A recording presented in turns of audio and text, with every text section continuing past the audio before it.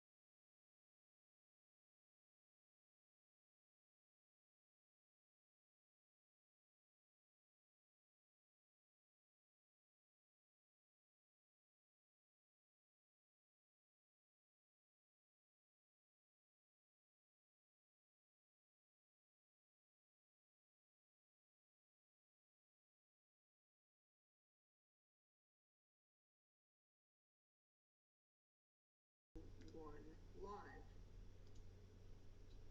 So, the Committee on House Administration will come to order.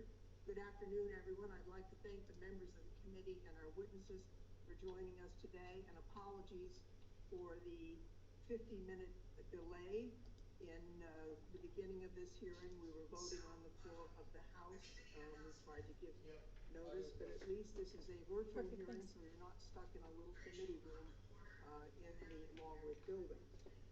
As we begin, I want to note we're holding this hearing in compliance with the regulations for remote committee proceedings pursuant to House Resolution 8, and we ask everyone to keep their microphones muted when they're not speaking, as well as to unmute when you are speaking. Members and witnesses, please keep your cameras on at all times, even if you need to step away for a moment. And as we recall, members cannot, under the rules, participate in two remote proceedings at the same time. This time I'd like to ask unanimous consent that all members have 5 legislative days in which to revise and extend their remarks and have any written statements be made part of the record. And without objection, hearing none, that is now ordered. Today's hearing continues the oversight of this committee, the House of and the House of Representatives of issues related to the January 6, 2021 insurrectionist attack on the Capitol. Specifically, we'll hear from our distinguished witnesses about measures to reform and update the U.S. Capitol Police Board and to improve accountability for the Capitol Police Board. As I've observed in our prior hearings, I continue to believe that Congress must establish a commission focused specifically on the January 6th insurrection. Today, the House is voting to do just that. Unfortunately, just since our hearing last week, we've seen additional reminders about why that's important. Last week, Minority Leader Kevin McCarthy said, "I don't think anybody is questioning the legitimacy of the presidential election."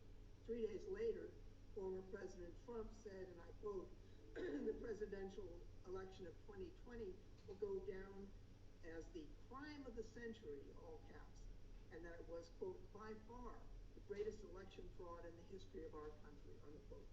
That type of rhetoric is similar to the comments the former president made after the election, inflammatory and misrepresentations about the election, which historic and bipartisan majorities of the House and Senate concluded incited the violent insurrection of January 6th, and that compelled his impeachment after the event. More than 6 months after the election, others continue to challenge results, including in Arizona, where a so-called audit is underway directed by Arizona Senate, even though Republican state and local election officials have criticized it. For example, the recorder of Maricopa County, a Republican, said this week, and I quote, "We can't indulge these insane lies any longer as a party, as a state, or as a country." Now, even the attack on the Capitol the former president incited is itself subject to bizarre alternate reality versions.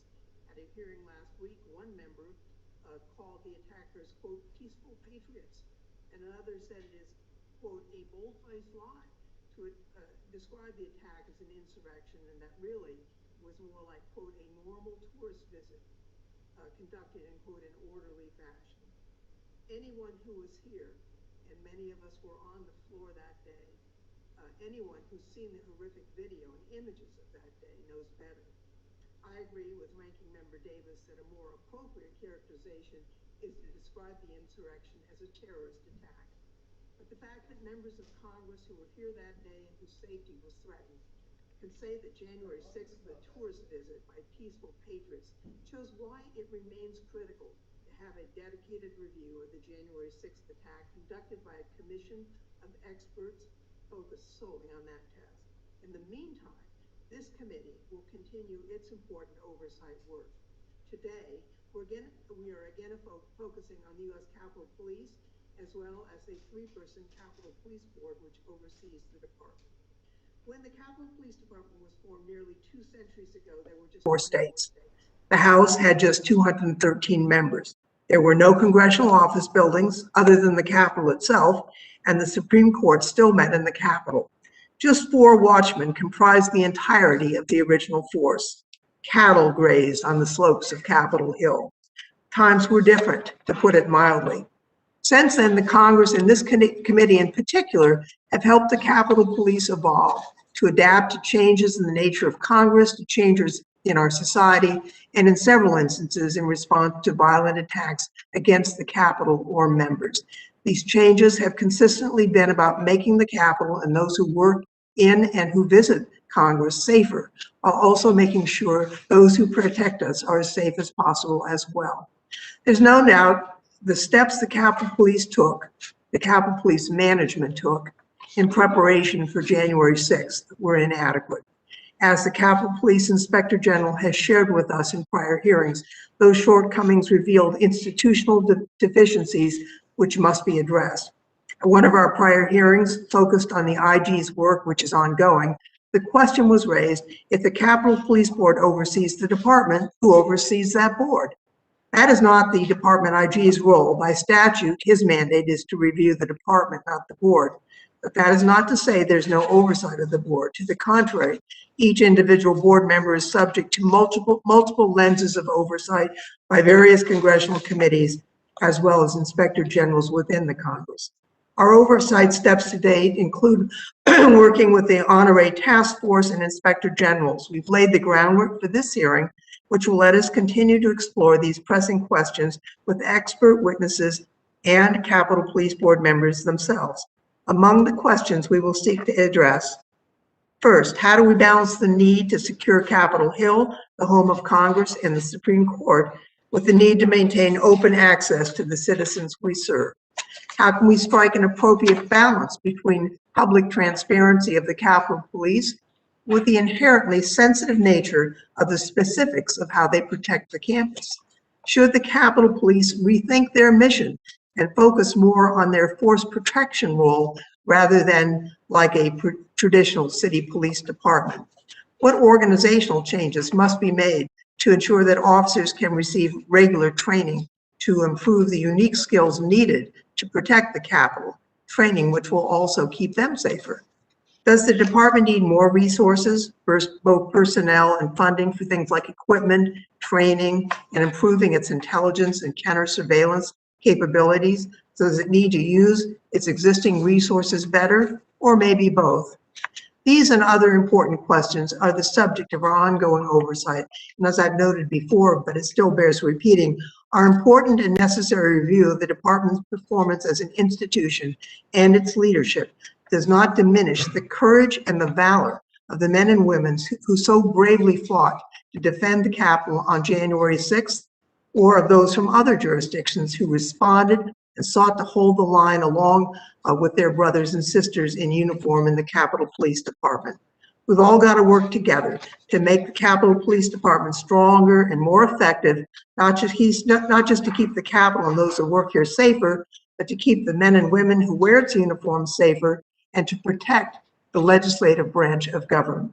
I'd now like to recognize our ranking member, Mr. Davis, for any opening comments he might like to make.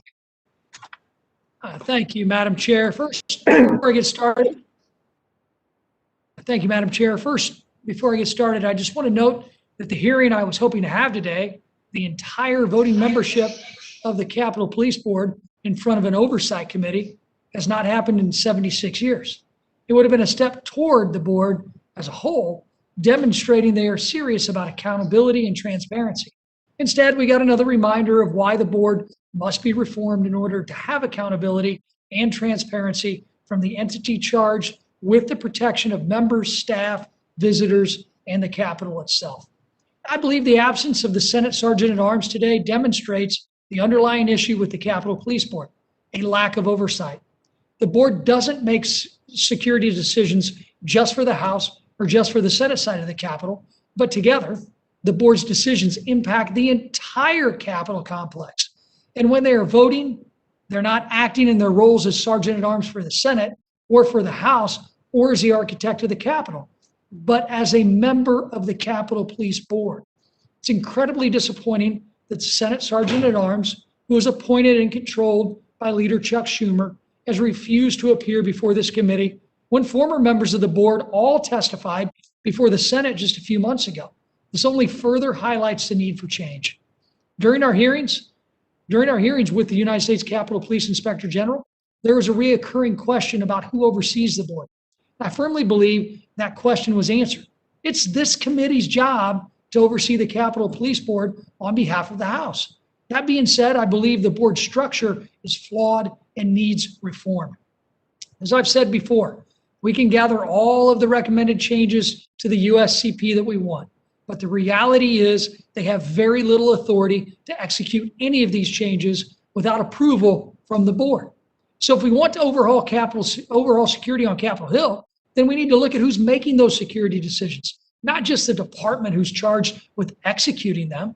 A 2017 GAO report, which I submitted for the record a few weeks ago during this committee's first security-related hearing since January 6th, found that the Capitol Police Board has an unusual amount of power compared to other police boards.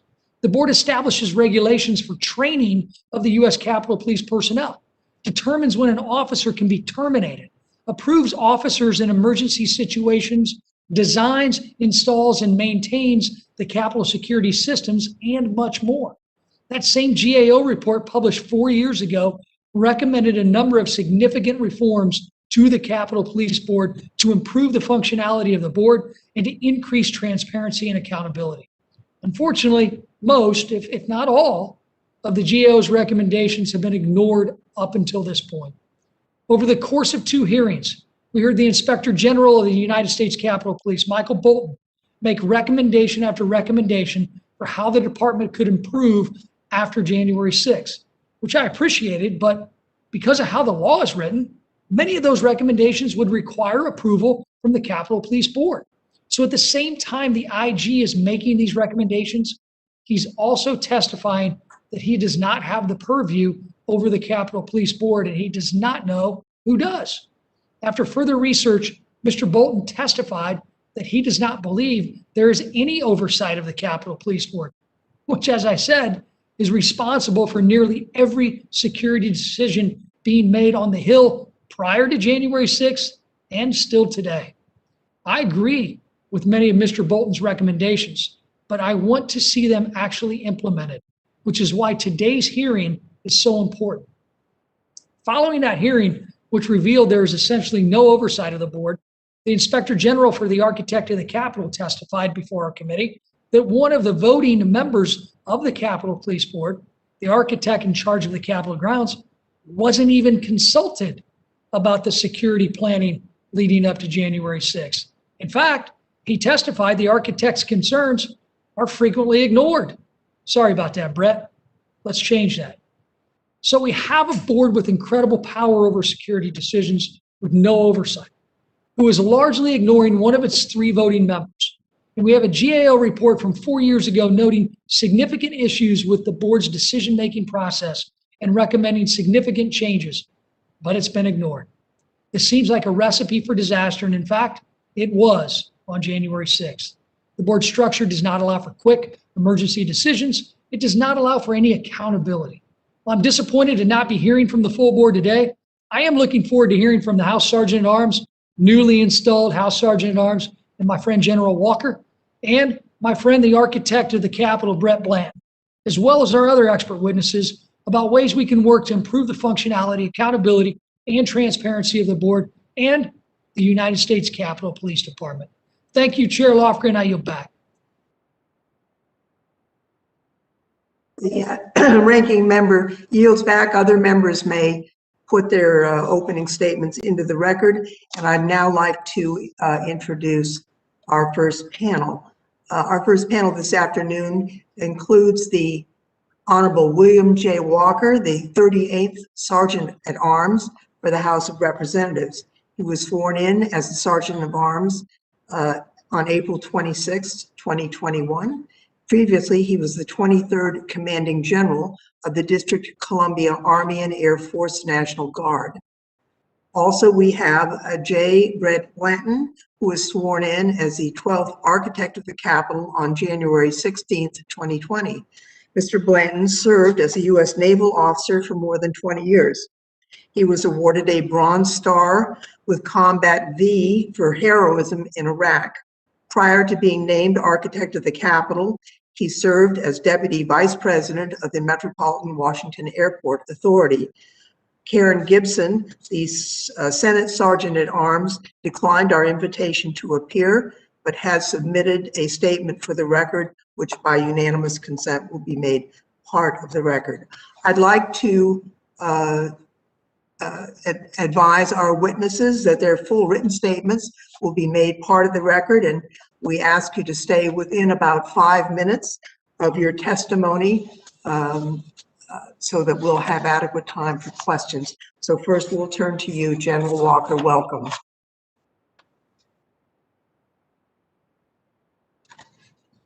I think you're muted, General. Sorry about that. Good afternoon, Chairperson Lofgren, Ranking Member Davis, and members of the Committee on House Administration. Thank you for the opportunity to testify today on reforming the Capitol Police and improving accountability for the Capitol Police Board. 23 days ago today, I was blessed to be sworn in as the Sergeant at Arms for the House of Representatives. Prior to that, I had the honor of serving as the 23rd Commanding General for the District of Columbia National Guard, affectionately known as Capitol Guardians. Just a bit of trivia, if you can permit me. The DC National Guard was created by President Thomas Jefferson in May of 1802 and is the only always federal National Guard in the nation. The seal of the District of Columbia National Guard, which appears on our uniforms, bears the image of the citadel of this democracy, the United States Capitol, and it serves as a reminder that the foundational mission of the District of Columbia National Guard is to protect the Capitol. Through my experience as the Commanding General, I was able to make some observations on January 6, 2021. I witnessed firsthand the bravery and commitment of the United States Capitol Police officers who, alongside the Metropolitan Police, partner law enforcement agencies, and the National Guardsmen I commanded, as they restored order on that terrible day. Regrettably, I also observed that the United States Capitol Police was not properly equipped for the events that transpired that fateful day. The Metropolitan Police and others, to include the District of Columbia National Guard, were far better equipped and far better prepared. As the Sergeant at Arms, I have read and studied the reports that you mentioned, Chairperson Lofgren, that detailed the lack of U.S. Capitol Police protective equipment, including helmets, face shields, gas masks, etc.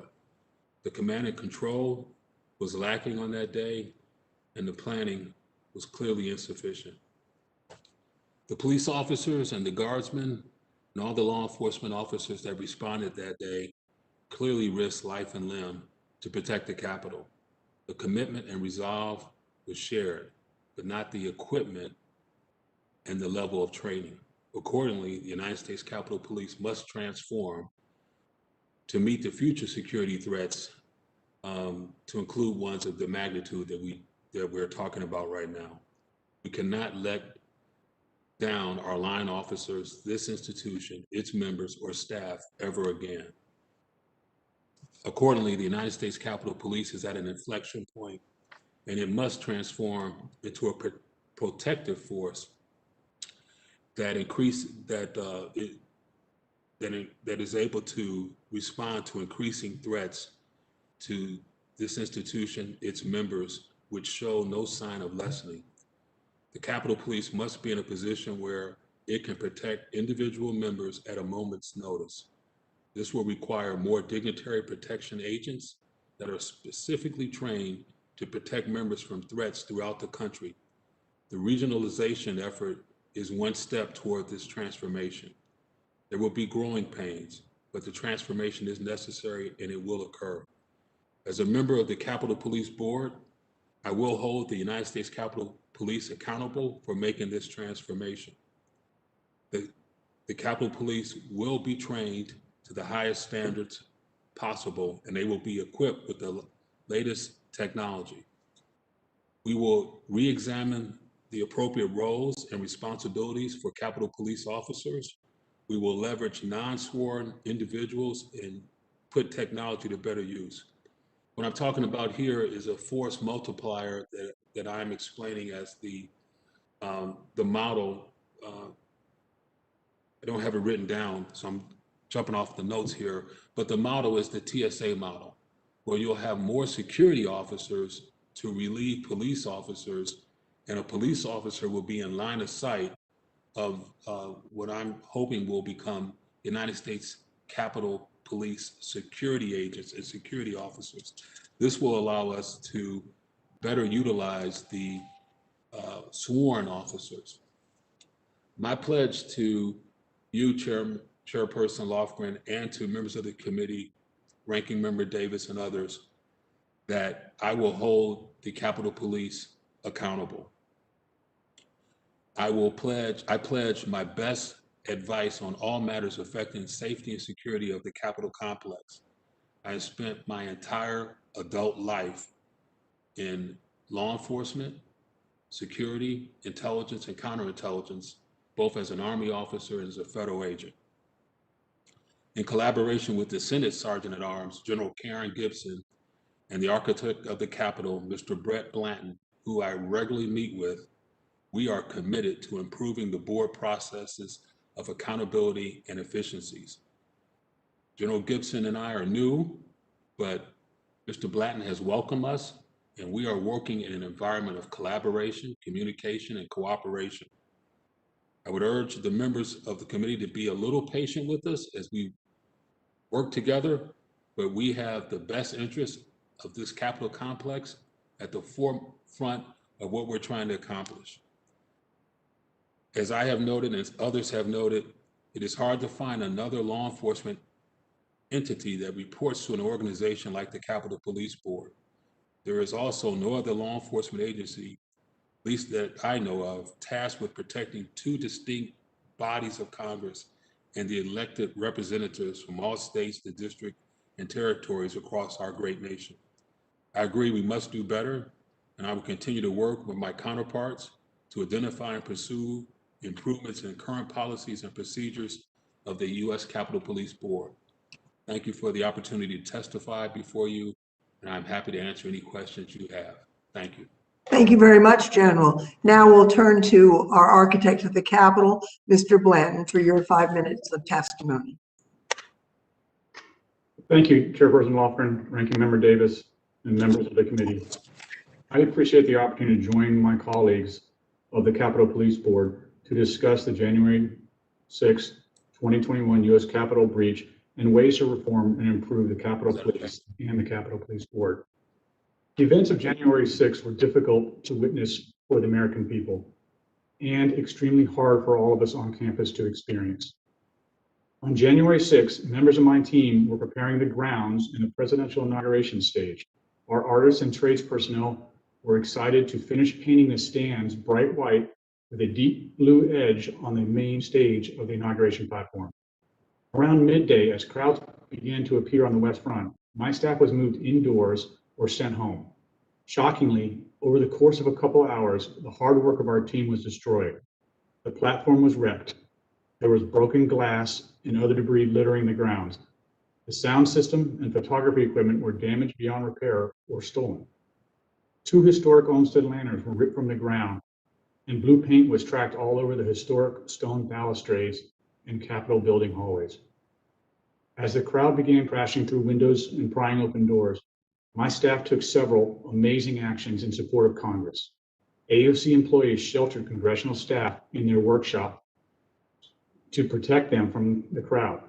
Other members of my team raced to the roof to reverse airflow within the building to help clear the air of chemical irritants like bear repellent and pepper spray. Additionally, team members rushed bottles of water and eye wash stations to Capitol police officers in need of assistance. As an agency, we served as a shining light of hope that day, along with the Capitol Police and the other police officers that supported the Capitol. As soon as the security officials cleared the building, AOC employees worked tirelessly to clean up and began repair work. Carpenters covered up open windows and doors with plywood to secure the building. Laborers began sweeping up glass and broken furniture to enable Congress to continue its work.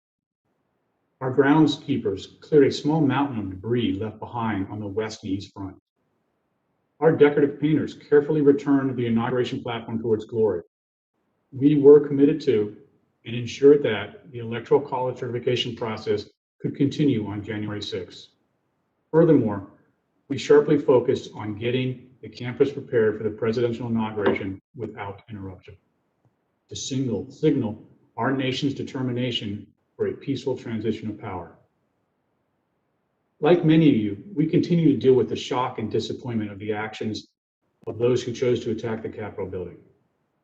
I remain proud of and encouraged by the professionalism displayed both by my AOC team and the Capitol Police in the face of this dangerous and stressful event. But I never want this to happen again. That's why I push Congress for support of a comprehensive campus-wide facility assessment. And I appreciate the committee's support of this important initiative, which is imperative to smartly securing the Capitol while keeping an open, historic nature of the Capitol building. In my written testimony, I outlined several areas that, in my estimation, will increase transparency and accountability of the board, increase responsiveness of the board, and make the Capitol campus safer for members, staff, and the public. Since becoming the architect of Capitol, I've continually been impressed and inspired by the great work of this agency. We have been in pandemic operations for nearly a year. We supported 4 lying in state or honor ceremonies and successfully facilitated a presidential inauguration. I am honored to lead a team whose extraordinary efforts on January 6th and the days that followed helped Americans of all walks of life take solace in seeing order restored to the Capitol. I'm also honored to serve on the Capitol Police Board. We owe it to the Capitol Police, members, staff, and the public to smartly reform and provide security for the Capitol complex. I will say, I am very impressed with both the new House and Senate Sergeant-at-Arms. I think the future of the board and the Capitol Police is bright with our collective leadership. I look forward to today's conversation and the discussions about positioning the board and my agency to address the ongoing security requirements for the Capitol campus. Thank you, and I stand by for any questions. Thank you, both of you, General and Mr. Blanton. We'll now come to the time when members of the committee may ask questions for 5 minutes. I'll turn first to our ranking member, Mr. Davis. Thank you, Madam Chair. And I really appreciate both of you being here today. We appreciate your willingness, actually, to be here today. As I mentioned in my opening statements, Capitol Police Board doesn't make security decisions simply for the House side or the Senate side of the Capitol, but for the entire Capitol. It's the board acting together that makes these decisions, not its members acting individually. So again, I'm extremely disappointed that your fellow board member, Senate Sergeant-at-Arms Karen Gibson, has declined our invitation to attend this important hearing. It's been 76 years since the full Capitol Police Board appeared before an oversight committee, and Ms. Gibson's absence means that trend actually continues today. Disappointing. I'm going to ask you both a series of yes or no questions because I'm limited in time. But before I begin, it's important to note that we understand that most of the Capitol Police Board members were not in those roles on January 6th. Our goal is to set expectations for the operations of the board moving forward and to determine where consensus exists among the members of the police board. You'll have time to elaborate on your answers later if there's disagreement. But for now, a simple yes or no to the following questions would be great. Yes or no, did the Capitol Police Board act in a timely and effective manner in response to the events on January 6th? General Walker.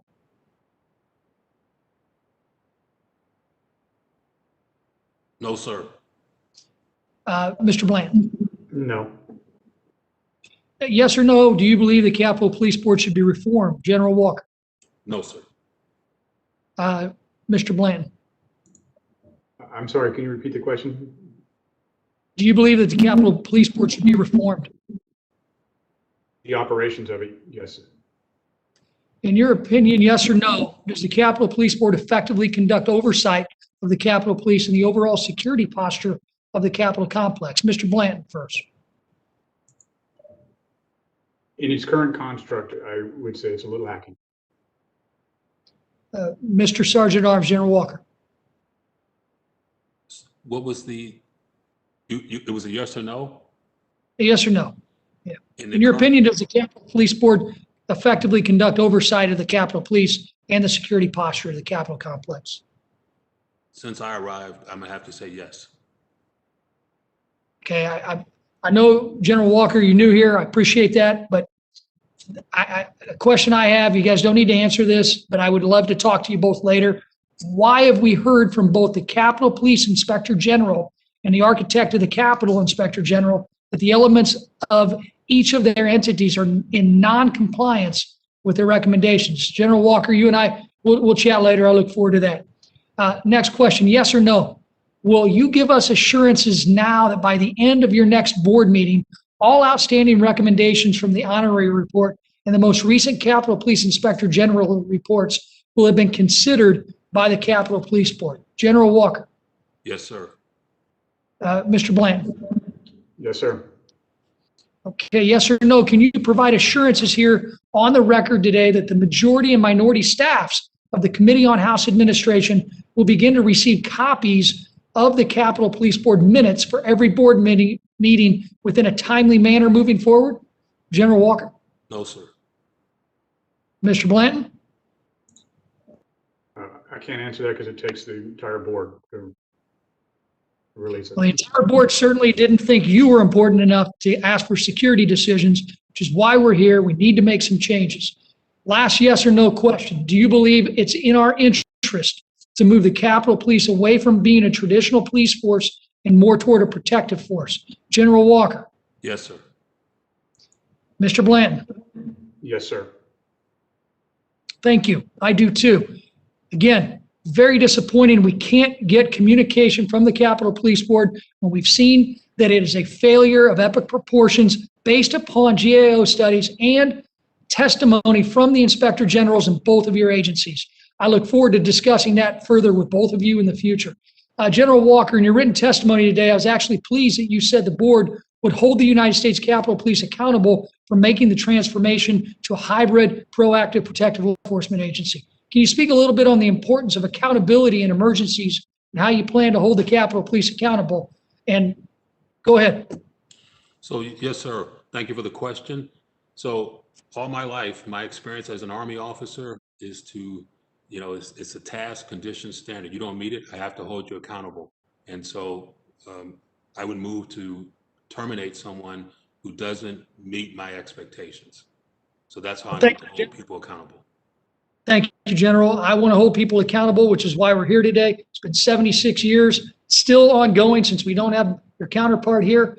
But accountability means transparency, and that is something the Capitol Police Board clearly does not have. And I'm disappointed in that response, but I appreciate the rest of them. Thank you.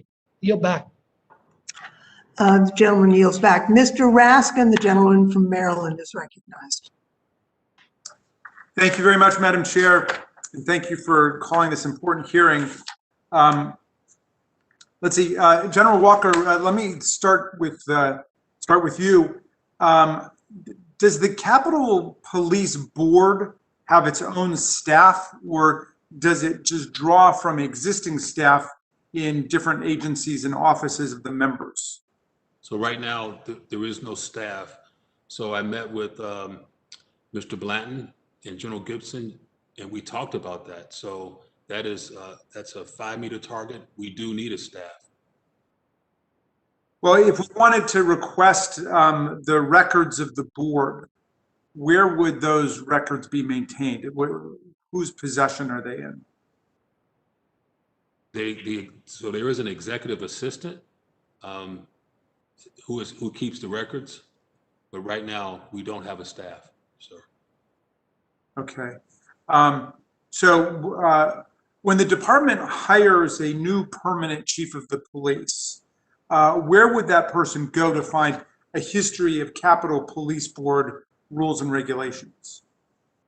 So it's my understanding that the police have their own rules and regulations, so they would start right there with the United States Capitol Police.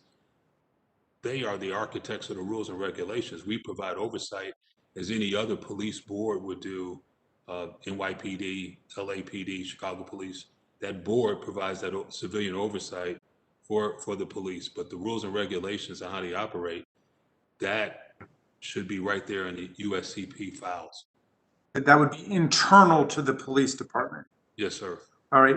Do you think that the Capitol Police Board, as we look at its operations, would be more effective if it had its own dedicated staff? Because you're telling me they only have one staff person who's an executive assistant, right? Yes, sir. I'm answering your question, yes and yes. So yes, we need a staff, and yes, there's only one person. Do Capitol Police Board obligations take your staff away from their other day-to-day duties because there is no Capitol Police Board staff other than this one person? No, sir, but what we're talking about, maybe the three of us may be donating a person each that could support and maybe be a staff to provide that functionality. Okay. Let me ask Mr. Blanton, do you think it's important that the frontline architect of the Capitol employees are aware of the threat environment on the campus?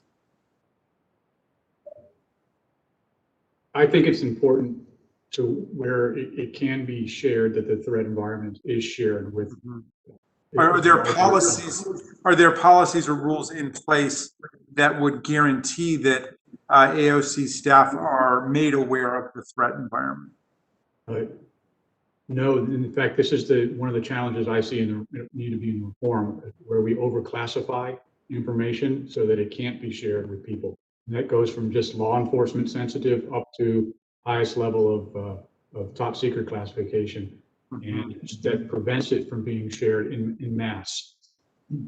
So does your chief security officer provide threat briefings to other AOC executives and frontline workers? Yes. So what she does is she takes something that's law enforcement sensitive and takes out the sensitive information and briefs it as a general information. Okay. And finally, you in your testimony, you were talking about how on January the 6th, you were getting ready for the inauguration, doing your staff was working on stage preparations and so on. So obviously it was not coordinated with any kind of security plan. Do you think that the security for January 6th itself should have been combined with the security in the planning for January the 20th, so that there would have been one security plan for that whole 2-week period? So security for the inauguration is done by the Secret Service, and so it's their plan. For demonstrations that occur, First Amendment activity, that is conducted by the Capitol Police. So integrating those would be very challenging because the Secret Service is laser focused on securing the transition of power at that specific event. I got you, but I mean, at least by the time we got to January 20th, nobody could get anywhere near the actual conduct of the program. Shouldn't we have had the same level of security precautions take place for January the 6th? In retrospect, there was clearly a need for a greater security, but there was also, as been testified in many times by many organizations, there was no intelligence that was deemed credible or actionable. And so that prevented the security decisions that would have made a greater posture on campus. Okay, thank you. Madam Chair, I yield back. The gentleman from Georgia is recognized. Well, thank you, Madam Chair, and thank you for holding this hearing. As of a few weeks ago, we weren't sure that we would be able to have a hearing like this. I think it is very important that we do that. I applaud you for putting this together, especially when we're in a hyper-partisan environment, unfortunately, that we have here in Washington, D.C. right now. It's good that we can have a hearing that I think, for the most part, that will be a bipartisan effort to get to not only the truth, but also how we can avoid instances or incidents that happened on January 6th from ever happening again, especially when we've experienced a year of violence across this nation. It was very disheartening what happened. on January 6th, and we need to make sure that the seat of our government of freedom is never attacked like that again. And I'm glad we're having this hearing as a testimony in recent hearings has revealed a host of concerns stemming from the lack of oversight and accountability of the Capitol Police Board. In fact, the Capitol Police Inspector General told me in a prior hearing that he did not believe there is any entity with responsibilities for oversight of the board because of its makeup of the House and the Senate Sergeant at Arms and the architect of the Capitol. With respect, that entity of oversight really should be this committee. And I'm glad that we are having at least this hearing at this moment. The events of January 6th brought to light how imperative it is that there is reform of the structure and the culture of the U.S. Capitol Police, its leadership, and the Capitol Police Board. And a lot of that is also expressed to me by individual members of the Capitol Police as well. While it's true that Mr. Blanton is the only member of the Capitol Police Board who was in office on January 6th, today marks an important step for this committee, especially to set the tone with our expectations going forward, and securing our Capitol should be a nonpartisan issue. Mr. Walker, congratulations. Thank you for taking on this post. It's very important. I knew the previous Sergeant at Arms that was serving up until January the 7th, and worked closely with him on some issues. But I think it's important that we, members of the committee, really have an understanding of what the Sergeant at Arms is and the role. And could you maybe briefly describe what your daily responsibilities look like? So my daily responsibilities as the Chief Law Enforcement Officer for the House, and I believe my job is to make sure that you can come to work in a safe and secure environment, and your staff, and that this physical structure, and when you're back in your district, you're safe. I believe that's my role and responsibility to work in concert with Mr. Blanton and with General Gibson to make sure that we oversee the functionality of the United States Capitol Police. Okay. And you and I had a brief opportunity to meet, I believe, in the hallway of Longworth at one point. You were there with Rodney is going around and checking on the troops there. And so I appreciate what you did in your previous role as a veteran myself. I know how important it is to have good, solid leaders in those positions. But this role is inherently different than where you were. And so getting up to speed in this position, were there resources, or what resources did you use to be able to get up to speed on this new position? So I leaned on, and it was good to talk to you with you and Mr. Davis. I leaned on the experience of the people that are here. So the acting secretary after the departure of Secretary of Sergeant at Arms Irving, who I had known him as well. The federal law enforcement community is very small. I was an SCS with DEA when he was an SCS with Secret Service, so we crossed paths. I did know him, but I lean heavily right now on the team that I've inherited, and they're bringing me up to speed every day as a learning experience. That team being the Capitol Police? No, that team being Tim Blodgett, who was the acting Sergeant at Arms. He took over for Mr. Irving until I arrived. Okay. So is he primarily the one who briefed you on your responsibilities as a member of the Capitol Police Board, not just the Sergeant at Arms? Yes, sir, he did. I also talked to Mr. Blanton, and I talked to General Gibson. Okay. And I did some reading on my own. Okay. Well, sometimes that's a good way to get a perspective of where it really should be, not necessarily the way it is. I appreciate that. It's my understanding that as you've gotten up to speed, you've fairly frequently met with the majority staff representing the speaker and the chair of this committee. How often are those interactions occurring? So as needed, I make myself accessible. I'll run up and talk to, I haven't talked to the speaker lately, but I did speak to Mr. McCarthy this morning. I went up and visited him. So as needed, I'll go see anybody. Okay. And that, I mean, it's good. Is the frequency of the majority and minority interactions there happening? Is Yes, sir. They are. okay. Mhm. And I know I'm out of time. I've got some more questions, and we can hit these on a second round if we have those. But has the majority or the minority either set any expectations as far as your performance and in your new role? So results. So Mr. McCarthy, the speaker, they both made it very clear that they're all about the results. And I made it very clear I'm not going to fail. All right. Well, thank you very much. I appreciate that. And Madam Chair, I'll yield back for this round. All right. Mr. Butterfield is recognized for 5 minutes.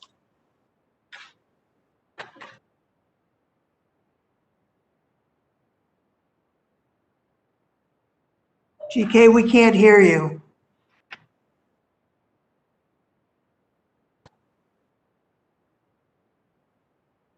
We can't hear you. Why don't we get some tech support there? And let's slip to Pete Aguilar. Testing. There you go. Yep, we got you. Go ahead. I didn't have my microphone on. I had my speakers on, but not my microphone. But thank you, Madam Chair, for your patience, and thank you for convening this important hearing this afternoon. This testimony is absolutely necessary for us to conduct our business in the future. And General Walker, thank you, sir. Thank you for your testimony. I especially thank you for your many years of service to our country. And you know, while sitting here at the computer, listening and watching these proceedings, I did a little research on your background, General, and I was very impressed. I knew from news reports that you certainly have a distinguished career, but it appears that law enforcement has been your calling. It's been your life calling. And so from being a platoon leader with the 50th MP Company to your promotion to Major General by the former president and now our Sergeant at Arms. So thank you, sir, for your years of service. And to the architect, I won't make a speech about you, but Brett, please know that we all appreciate you as well. To you, General Walker, what qualities are you looking for in the next permanent police chief? So Congressman, what I'm looking for is this hybrid individual. I'll give you an example of a model that I'm looking at. And I've talked about this.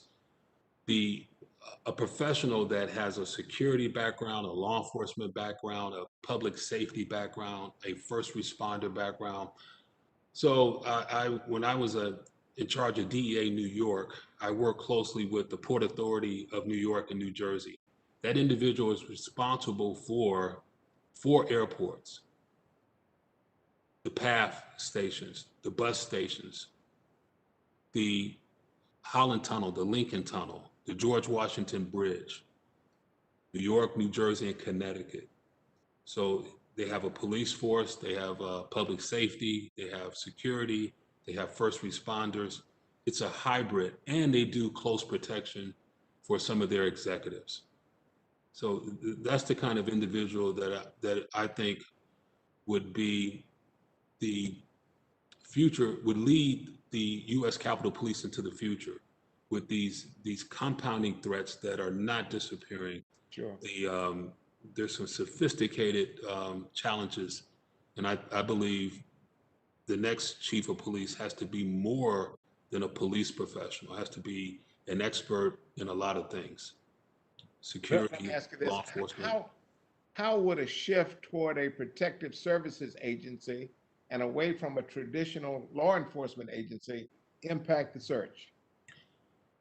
Well, it would broaden the search. So what I'm looking for, you still need the law enforcement. You have to have somebody with a law enforcement background or experience, but we need more than just that. You look at the major airports, Los Angeles Airport, who's in charge of that? They bring the law enforcement aspect. They still have law enforcement authority, but it's safety, it's security, It is force protection. It is physical security. It's not just people, but it's property, it's reputation, it's infrastructure. It's just it's a hybrid, and that's what the search. I believe that's what we need for the Capitol Police. Thank you. Let me jump over to the architect.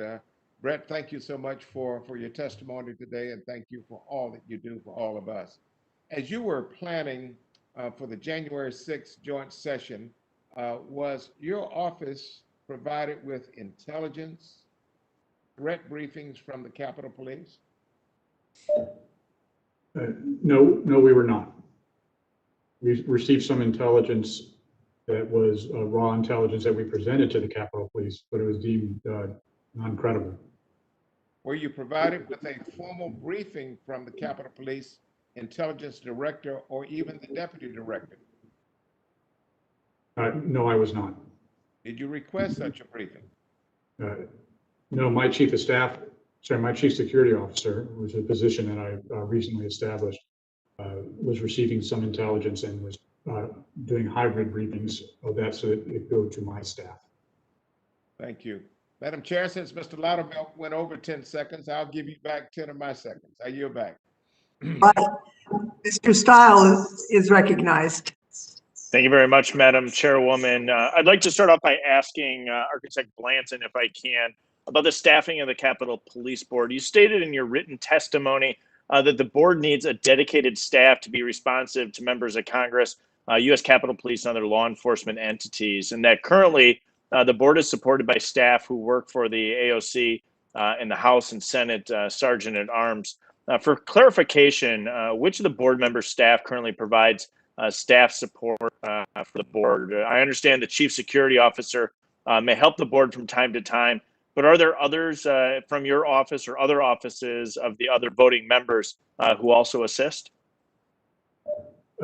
So I'll answer directly about me, and then General Walker can talk about his staff, but it's really ad hoc support.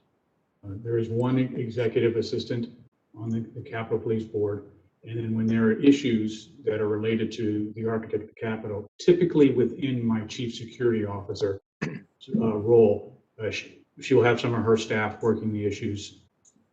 There is a deputies committee where my deputy would go, and sometimes my chief engineer, if it's will have to come in and support for some other construction. So you'd say ad hoc support generally in your office? Yes. Okay.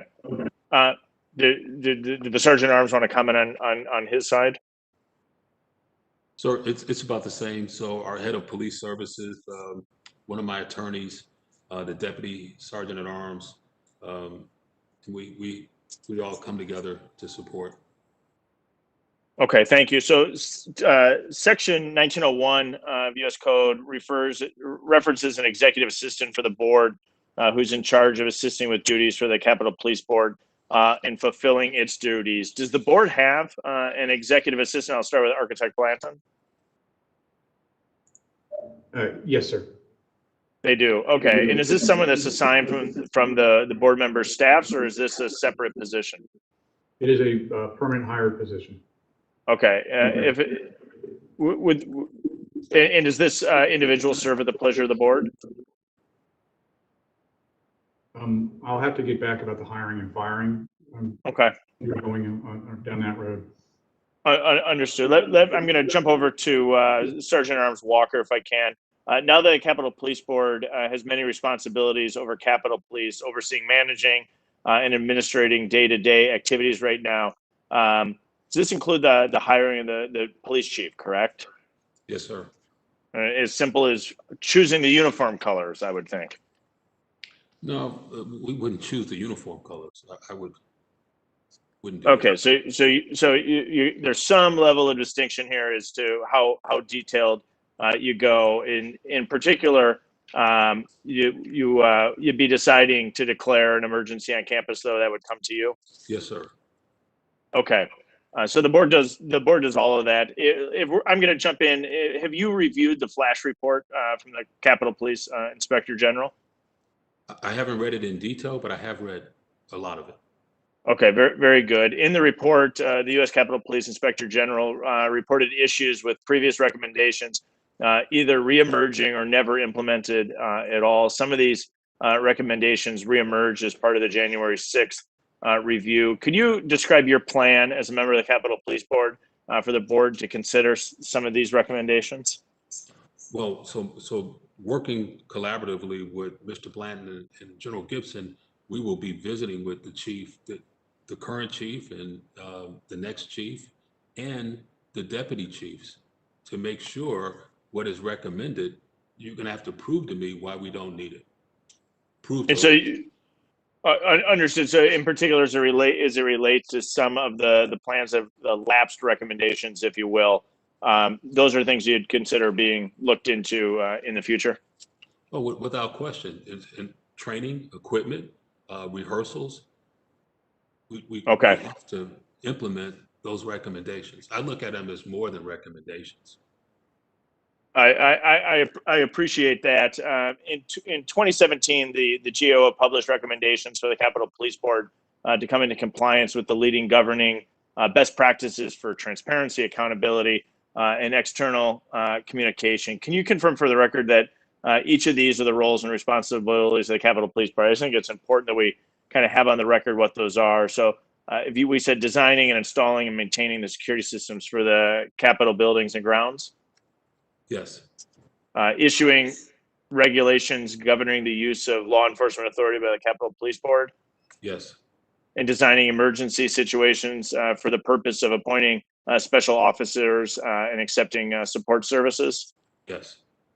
All right. Recognizing that I am out of time, I'm going to hold some of my future questions, but really appreciate both of you being here. Hopefully, we'll have the full Capitol Police Board able to attend at our next hearing. And with that, Madam Chairwoman, I yield back. Thank you. The gentleman from California, Mr. Aguilar, is recognized. Thank you, Madam Chair, and thank you both for being here. As my colleague just mentioned, the Capitol Police, the Inspector General published 3 flash reports since January 6th. These highlighted deficiencies in training as well as the police board's lack of planning leading up to the 6th, which eventually left my colleagues and other Capitol workers vulnerable during the attack on the Capitol. So my questions for both of you, did the Capitol Police Board, as you understand it, convene special meetings to hear directly from the Inspector General about his findings? General? So we've got the report, but I have not met with the Inspector General. And I do look forward to sitting down with the IG and going over in detail. I have the report, but I want to go and get his recommendations, which, like I stated earlier, they're more than recommendations. These are things we have to implement. Mr. Blanton? So we as a board have not specifically had a standalone meeting regarding the IG's flash recommendations. In the past, Mr. Blanton, has the board met with the IG to discuss, broader issues or more specific issues? So the IG is invited to each Capitol Police Board meeting, and if there's an issue, the IG has his time to speak there, and quite often he'll be on the agenda with items to bring up. He, at the Capitol Police Board, provided quick overviews of the flash reports. Would you consider that a best practice, that the IG is present at Capitol Board meetings and has an opportunity to be heard and to give feedback? Mr. Blanton first, and then the general. Yes. Yes, sir. I've only attended one meeting. He was there, and I found it insightful, useful. Wanted to continue. General, should the Capitol Police Board conduct after-action reviews as a board for major events? Should they do it? Yes, sir. Mr. Blanton, is that your feeling as well? Absolutely, yes, sir. Mr. Blanton, I wanted to talk specifically about your role, being the only person who was on the board prior to the 6th. In the report, is the ranking member said, one of the quotes that jumped out at me from the flash report indicated that the architect's role on the board has been disregarded for matters of campus security at large public events. That part was a quote. How can the relationship with you and the Capitol Police, how can that be improved moving forward? I can say it's drastically improved since the 6th. Admittedly, I do not have a law enforcement background, but I have a different perspective on looking at security. I have a military background. I've worked with military, police, security forces, combat security forces throughout my career. As an operational military engineer, we do a type of security-centric look at things. It's different than law enforcement. And so one of the areas where I thought the Capitol Police Board in its previous construct was of issue is the fact that it was made up of all law enforcement entities besides me. And so anything that was asked that was outside of a law enforcement lens was kind of disregarded. Understood. Yeah. You talked in your testimony, your written testimony and your verbal testimony here about the campus-wide facility assessment that is being undertaken. And in your written testimony, it indicates that findings could be forthcoming in the next couple of weeks or months. Is that fair to say? That is correct. There's going to be several interim reports that they're doing with going to be real quick hitters we can do. I'll say, for example, standard for interior security doors. I don't want to get into really the details about that, but we don't have a standard. There should be a standard. That's something we can do quickly to develop that standard so that we can then fabricate doors that architecturally look like they're the historic doors, but will provide safety to members. How can you take the findings of that report and bring along the Capitol Police and encourage their feedback and perspective, much like the way they should encourage your perspective and feedback moving forward? Thank you. I think that's a great question. One of the things that we're doing is Capitol Police is a major stakeholder in this study. And it really starts with the beginning of the study when we were coming up with a agreed upon threat assessment. We're actually using DoD to help us support with the threat assessment. And then we coming up with a risk matrix, which includes the likelihood and consequence of an action happening so that we can do short-term mitigations. Part of the way I view this is we are going to be doing proposals that would change the physical space so that the operational space of Capitol Police can be modified.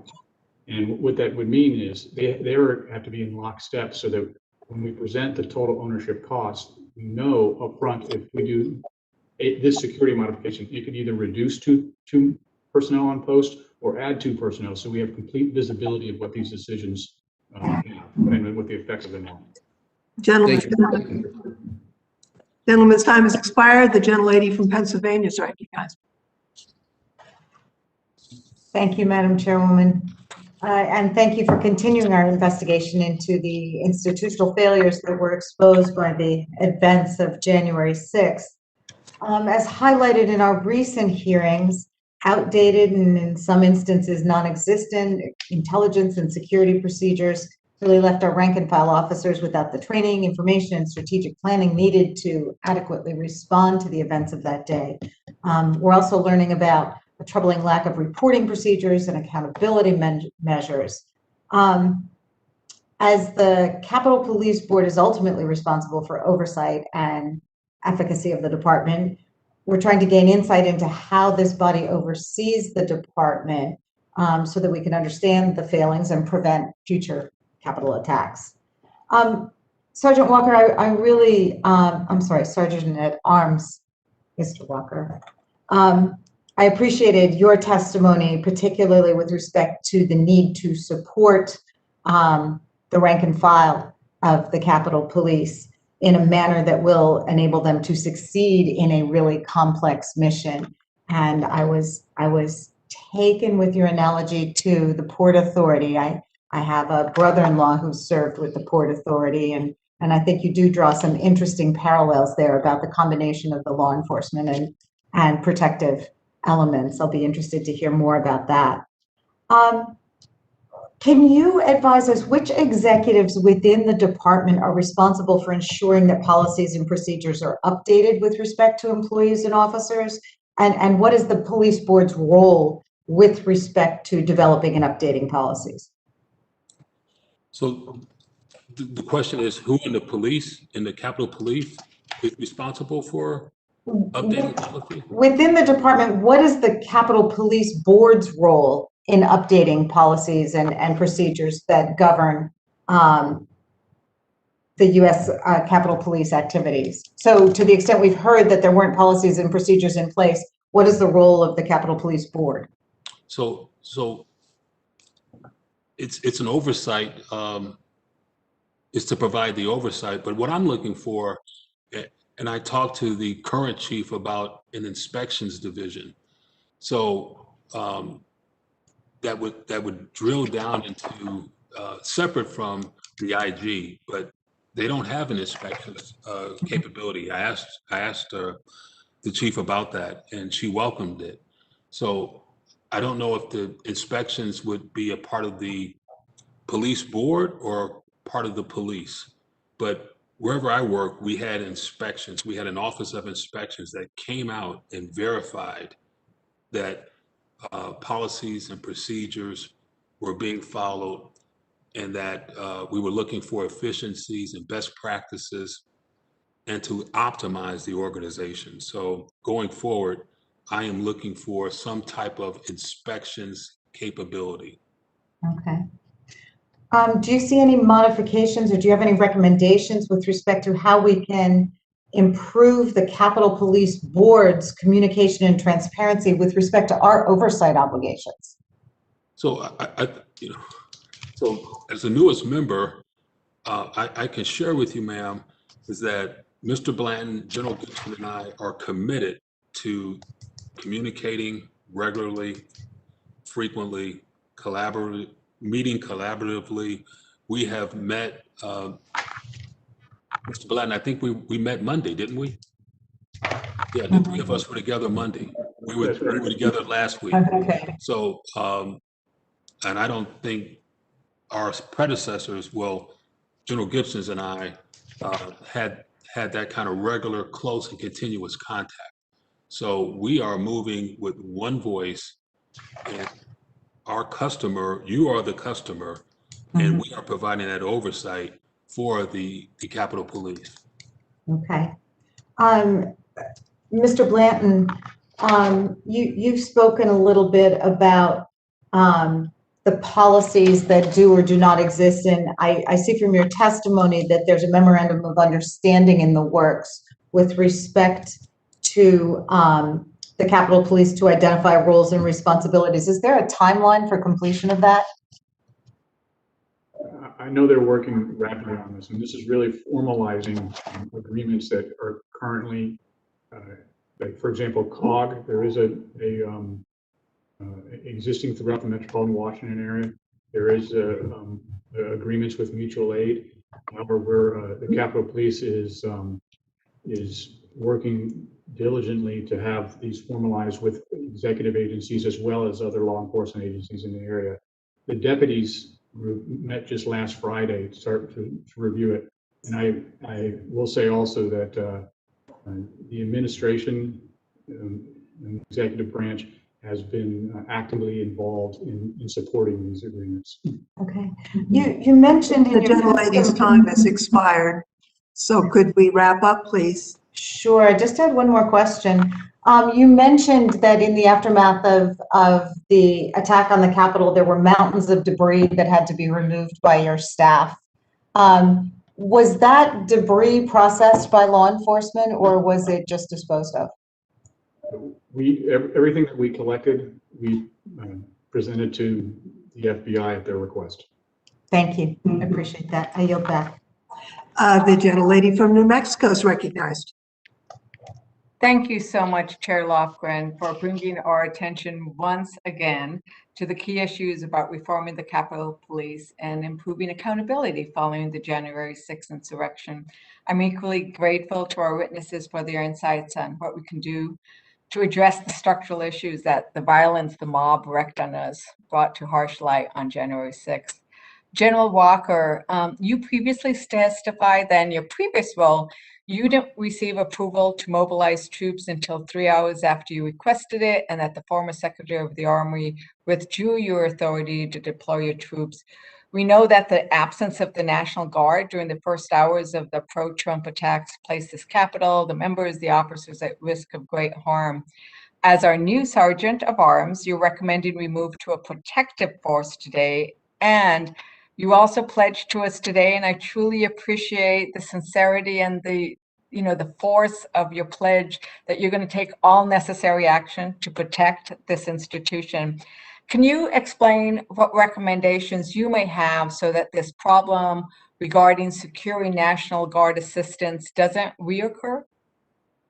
So thank you for the question, ma'am. I can share with you that the United States Capitol Police right now is training with the District of Columbia National Guard. And so we started that training.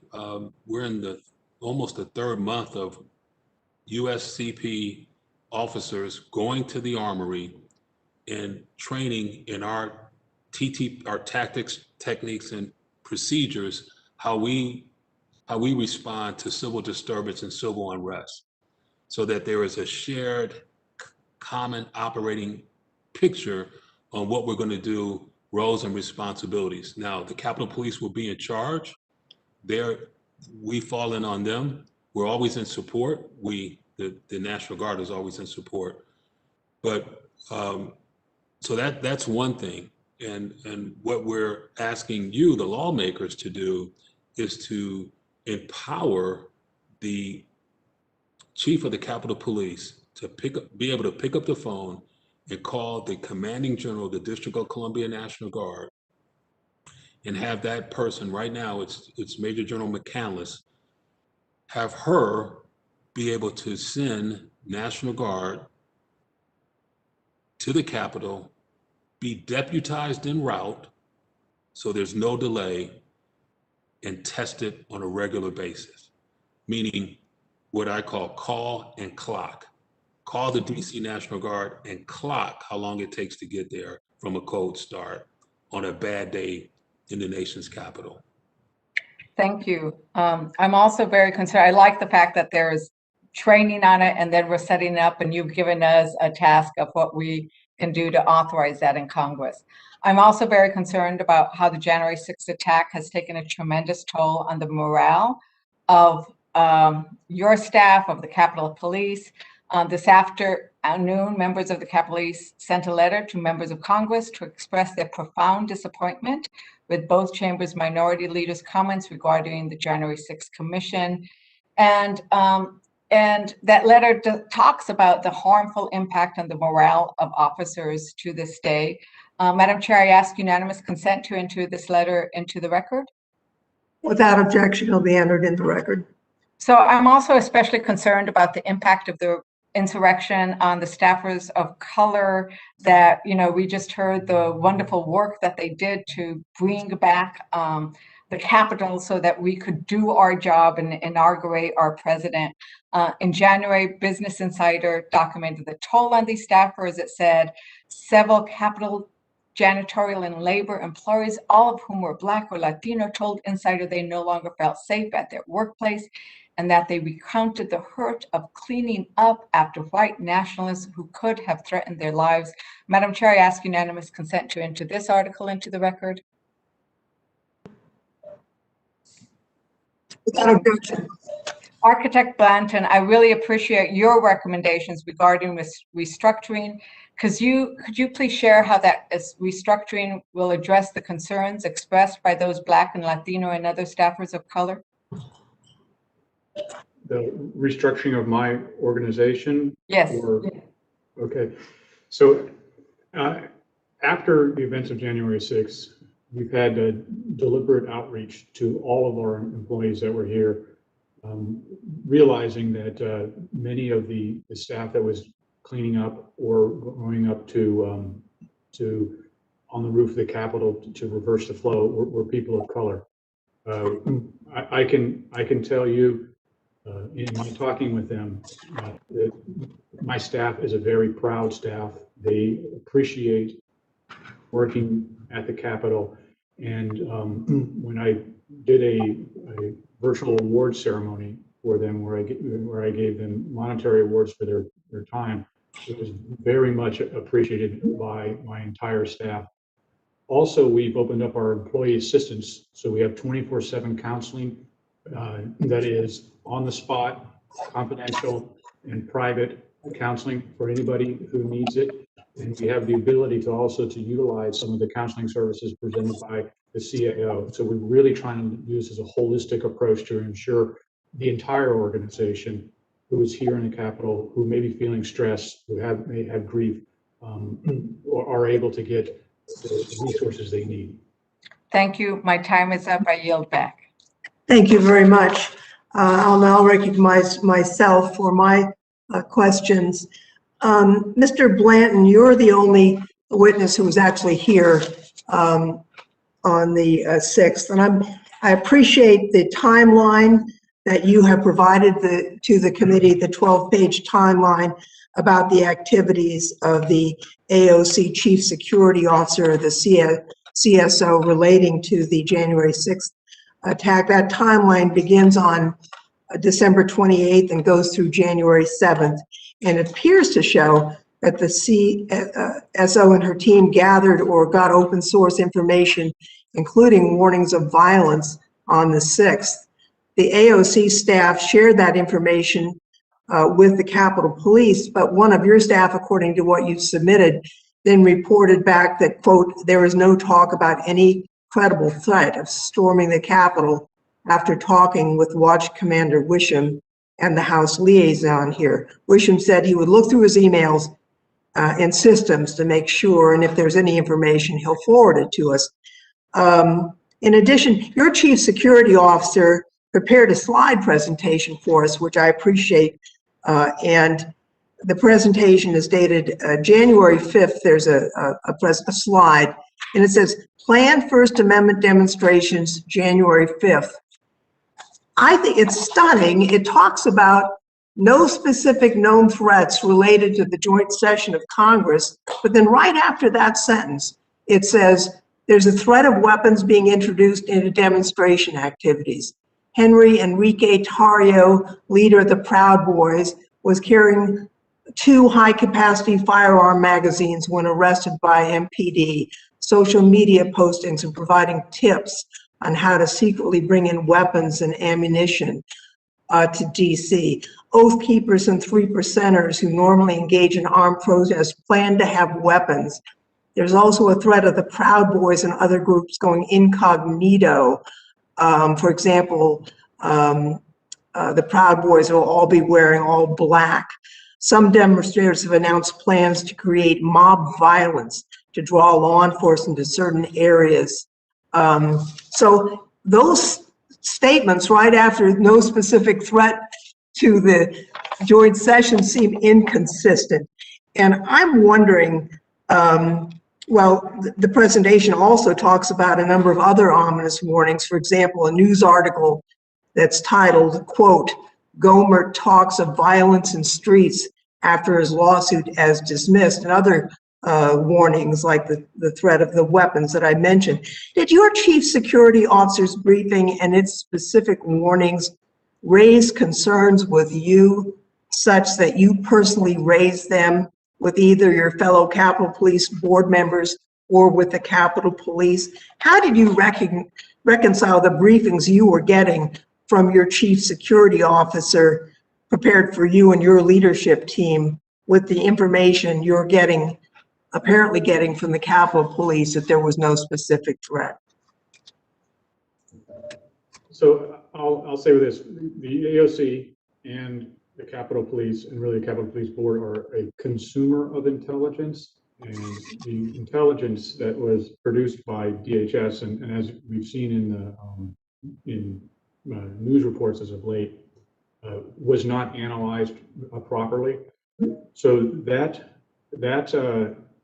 headline about no credible threat what came directly from an intelligence estimate. So that what my chief security officer did was took open source newspaper articles and highlighted those and some of the concerns mentioned in the newspaper articles. We then provided that to Capitol Police, who in return, when they looked at it, from my understanding, said that these are not credible. These are just news articles. And so in retrospect, it is. Sure. Retrospect's 2020. We all know that. Did you personally engage with either the House or Senate Sergeant at Arms about the open source disconnect with what they were saying? Or did you attend the Cisco WebEx meeting hosted by Chief Sund with the joint law enforcement partners on January 5th? I did attend that. The main purpose of that meeting was to discuss the inauguration. And I see. the threat on the inauguration. Chief Sund did say that we do have a plan for the 6th, and it was a good plan, but that was the extent of the 6th that was brought up.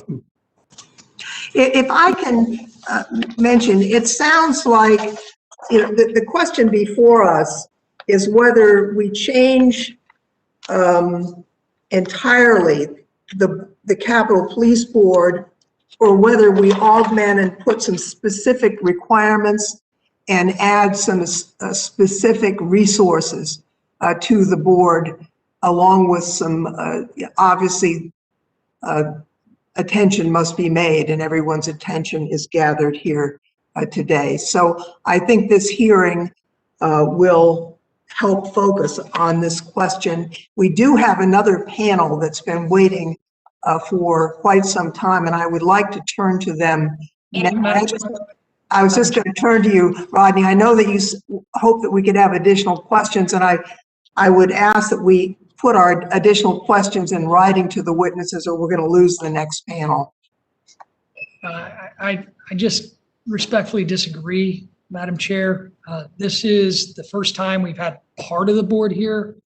And my folks were banking on another round of questions. Talking about a second round beforehand and then pulling the rug out from under us in hearings. Well, no, that's incorrect, Rodney. We never agreed to a second round of questions because we have two panels. And it was the 3 o'clock time that your staff suggested putting us in this posture. I think it's an important hearing. I think it's important we investigate the events of January 6th. And I know the second panel is there. I know I have a witness on that second panel. I'm sorry. But pursuant to House Rule 11, Clause 2J, 2B, Committee Rule 9, Section E, I move to extend for an additional half hour the time for this committee to question these witnesses. If your side doesn't want to ask questions, it'll move pretty quickly. We'll do it equally divided for each side. I know Republican members of this committee have additional questions for these two members of the Capitol Police Board in front of us, and I would suspect your side may too. Well, to be honest, I have not memorized the rule that you have cited. So we will be checking with our parliamentarians on that. For now, since our two witnesses are here in the Capitol and are not going anywhere, we'll ask that they remain here on call. Let's turn to our second panel so we do not lose them while we investigate the rule that you have cited, Mr. Davis. So we will, if that is acceptable, and I think that leaves the question open, we'll turn now to the second panel so we can hear from them. Linda Singh is the founder and chief executive officer of Kaleidoscope Effect LLC, a consulting and advisory company. She served as Major General in the Maryland National Guard and as Adjutant General and a Cabinet Secretary. She was responsible for the Maryland Military Department. Linda R. Williams is currently the professor of the practice at Middle Tennessee State University in the Department of Criminal Justice Administration and is the 43rd National President of the National Organization of Black Law Enforcement Executives, or NOBLE, and remains a long-standing member of the Women in Federal Law Enforcement, the International Association of Chiefs of Police, and the National Council of Negro Women, and the National Association for the Advancement of Colored People. Ms. Williams began her service in the U.S. Secret Service in 1988 and held a number of positions until her retirement in 2017. Jeff Buchanan served in the United States Army for 37 years and commanded U.S. Army North 5th Army, retiring in 2019 as a lieutenant general. He's currently a senior fellow for the National Defense University and serves as a senior mentor for the Department of the Army. We will hear from each witness. Please do recall, witnesses, that your full written testimony will be made part of the record, and we ask that your testimony be limited to 5 minutes so we can get questions for you. And we do thank you for your patience. Ms. Singh.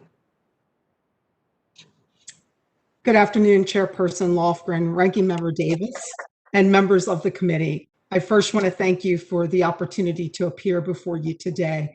And while you have my written testimony, there's a number of things that I would like to highlight, not only from my written testimony, but also from some of the comments that's been made earlier, because I think they're completely relevant.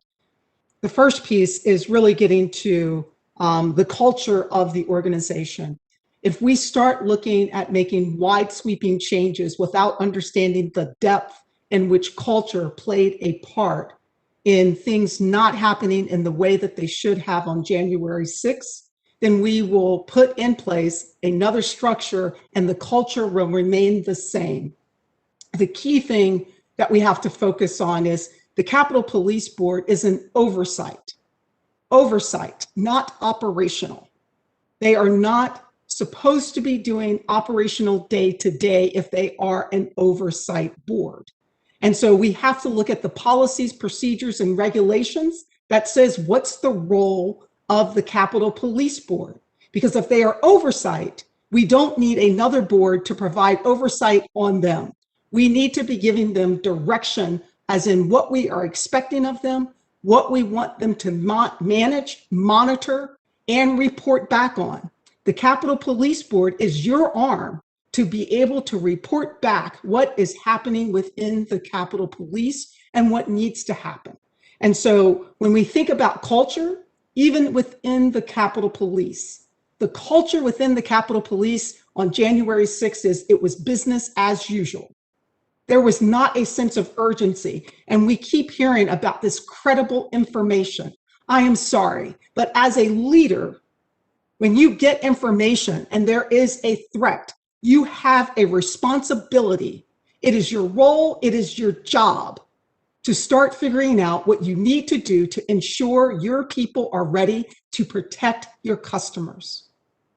You shouldn't have to wait for someone to tell you. So when I think about culture, we have to change the culture of that force. That means if we're looking at changing them to a protection force, a force protection element, then we have to change their business as usual attitude. And that starts at the top.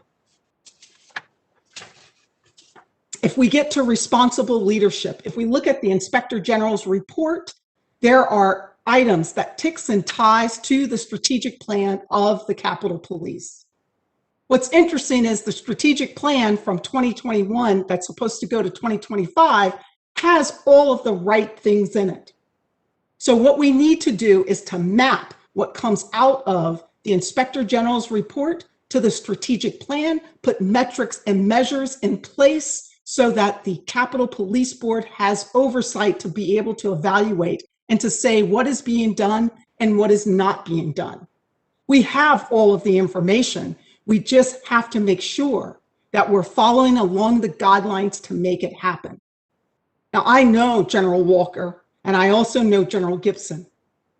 And I know as Army leaders and what they've been trained, and more importantly, looking at the years of experience, if we put our arms around them, give them the right expectations and guidance and the support, along with Mr. Blanton, we can bring this in line and we can make a change going forward. But we can't do the same thing that we've been doing for the last, I think Representative Davis says, for the 75 years. We have to change the culture going forward. The next piece that I'll get to, which was all through the Inspector General's report, is about communication. And we heard it here today. Communication is fundamental to leadership. And if you can't communicate up, and so, we have to look at how the Capitol Police is communicating to the Capitol Police Board. We have to look at how the Capitol Police Board is actually communicating to the broader population there on the Hill. If we are not ensuring that communication happens, then as a leader, we are failing.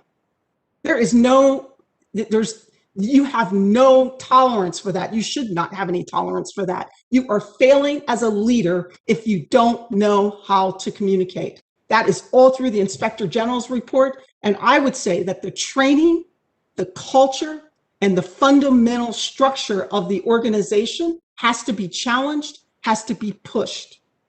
And so with that, I'm going to kind of stop there because I know that I'm out of time, but I am very passionate about ensuring that this doesn't happen again and that we protect you, our members, we protect our House, and more importantly, we uphold what the Constitution tells us we need to be able to do. Thank you. Thank you very much, General Singh, and I'll turn now to Professor Williams. You are recognized. You need to unmute your microphone, however. Thank you. There I go. Committee Chairperson Representative Zoe Lofgren and Ranking Member Representative Rodney Davis and the members of the United States House Committee on House Administration, I bring you greetings on behalf of the Executive Board, members and constituents of the National Organization of Black Law Enforcement Executives, NOBLE. I am Linda Williams, National President, Professor of Practice of Criminal Justice at Middle Tennessee State University, and retired Deputy Assistant Director and Chief Security Officer for the United States Secret Service. I've served for more than 30 years in the law enforcement profession.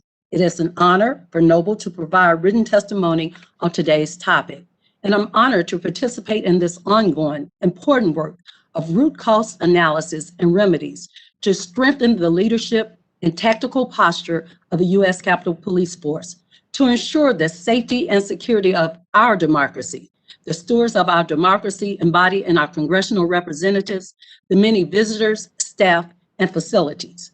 Like you, I watched in horror as the events of January 6, 2021 unfolded and devolved into what has been appropriately described as a domestic terrorism attack on our country's democratic process, and more directly, an all-out assault on the men and women of the U.S. Capitol Police Force and the U.S. Congress. The aftermath of January 6 brought many questions, direct scrutiny regarding the department's processes, protocols, and methodology around intelligence gathering and dissemination, their operational and tactical procedures, their capacity and compliance to training, as well as leadership oversight and accountability. Subsequent to the events of January 6, U.S. Capitol Police Department Office of Inspector General produced 2 flash report assessments, which identified a myriad of lapses in foundational, situational awareness, threat assessment protocols, tactical emergency response capability, a lack of baseline standardization of training, and an inappropriate alignment of manpower adequate for their mission. Continuing, the 2 reports yielded no less than 34 recommendations, mainly related to redefining the operational readiness for the Capitol Police Department's Civil Disturbance Unit, or its intelligence gathering and dissemination apparatus, understanding that the lack of operational readiness and tactical breakdowns were the most glaring deficiencies on display on January 6th, and therefore have received the brunt of what's being highlighted. First, a priority must be placed on the responsibility, oversight, and governance of leadership's role in the manifestation of these deficiencies. Often, when there is a breakdown or a mishap in operations, the first casualty is the lack of funding for a program. Lack of funding begets misaligned resources. begets scaled down procedures, begets non-compliance of SOP, and on until the weakened process becomes the problem, and instead of the decisions that created that weakened process.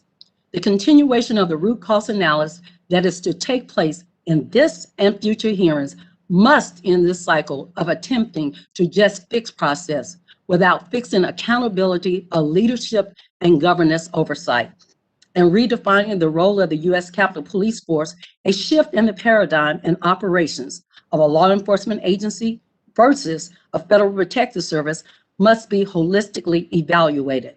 The morale and sentiments of those who battled arduously on January 6th should be considered in this assessment as this agency moves forward.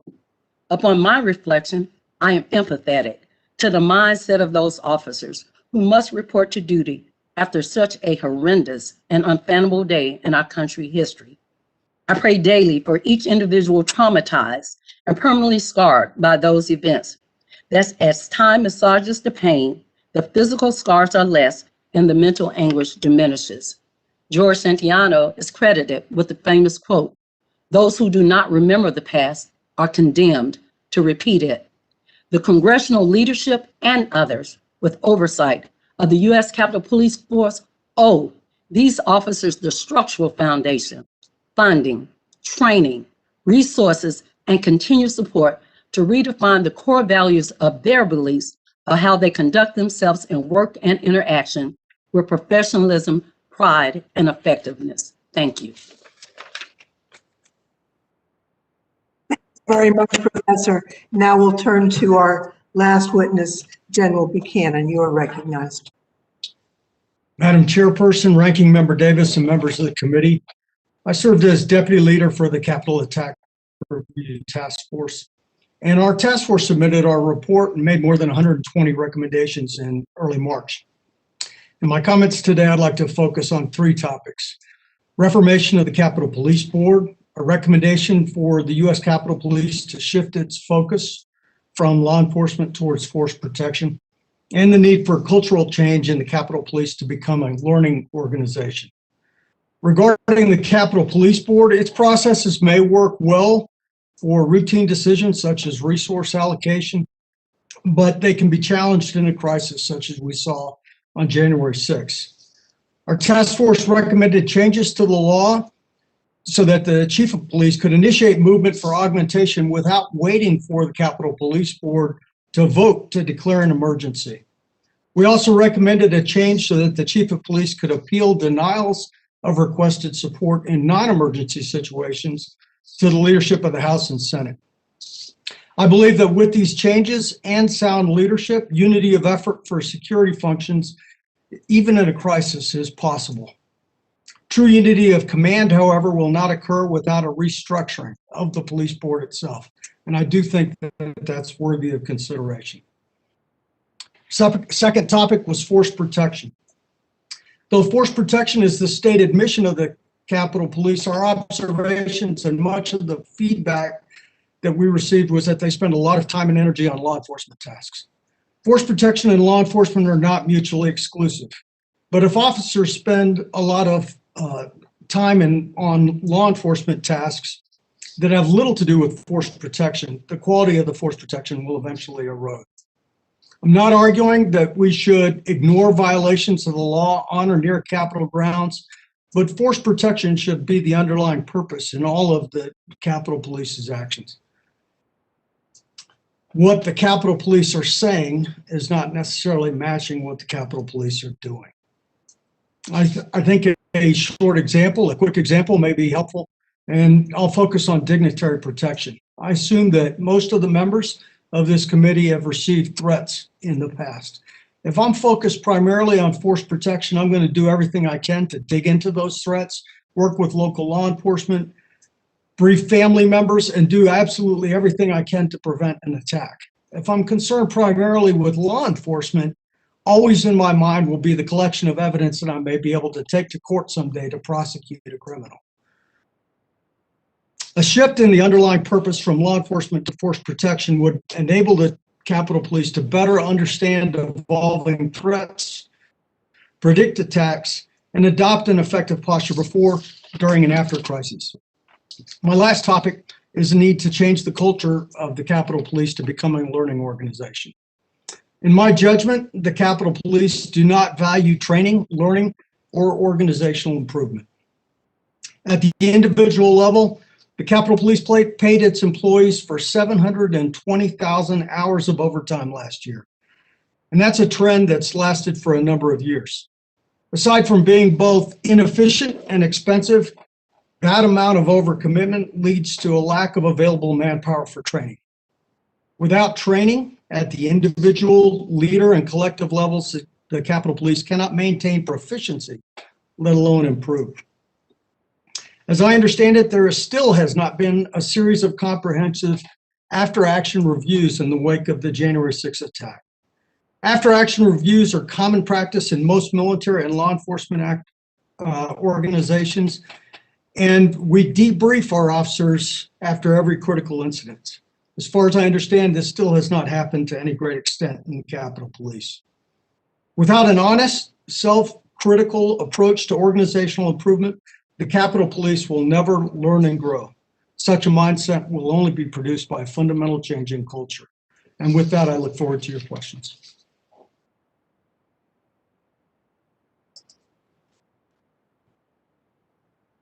I think you're on mute, Zoe.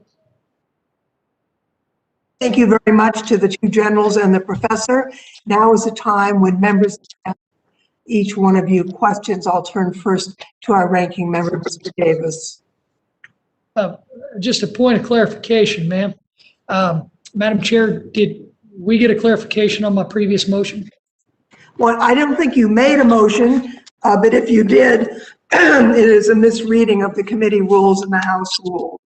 The committee may adopt a rule allowing for extensive, beyond the 5-minute questioning. The committee has not done so, and the House rules make that permissive. So your motion to compel additional questions is not supported by the rules. And I do think it's unfortunate to try and go into, you know, a rule-based compelling when we should have a discussion. I would like to ask these witnesses who have volunteered their time very patiently for several hours to show them the courtesy of asking them questions at this time. Madam Chair, I certainly look forward to sitting down with you, which we haven't done in a while, and actually talking about courtesy, notification, preparation, what the hearing's going to be like, how many rounds of questioning. It's a very frustrating point for me, especially after 76 years, we get partial board. I think there are more questions. We'll submit them for the record, but I will register my disappointment and also continue to have to do things like this until we can sit down and come up with agreements. I will move into this, Mr. Stile, or actually, I'll go. Mr. Buchanan, I really appreciate you being here. You have been great to work with since your time since we chatted on General Honoraries Commission. And I want to start off by asking General, how have police organizations changed since 9/11?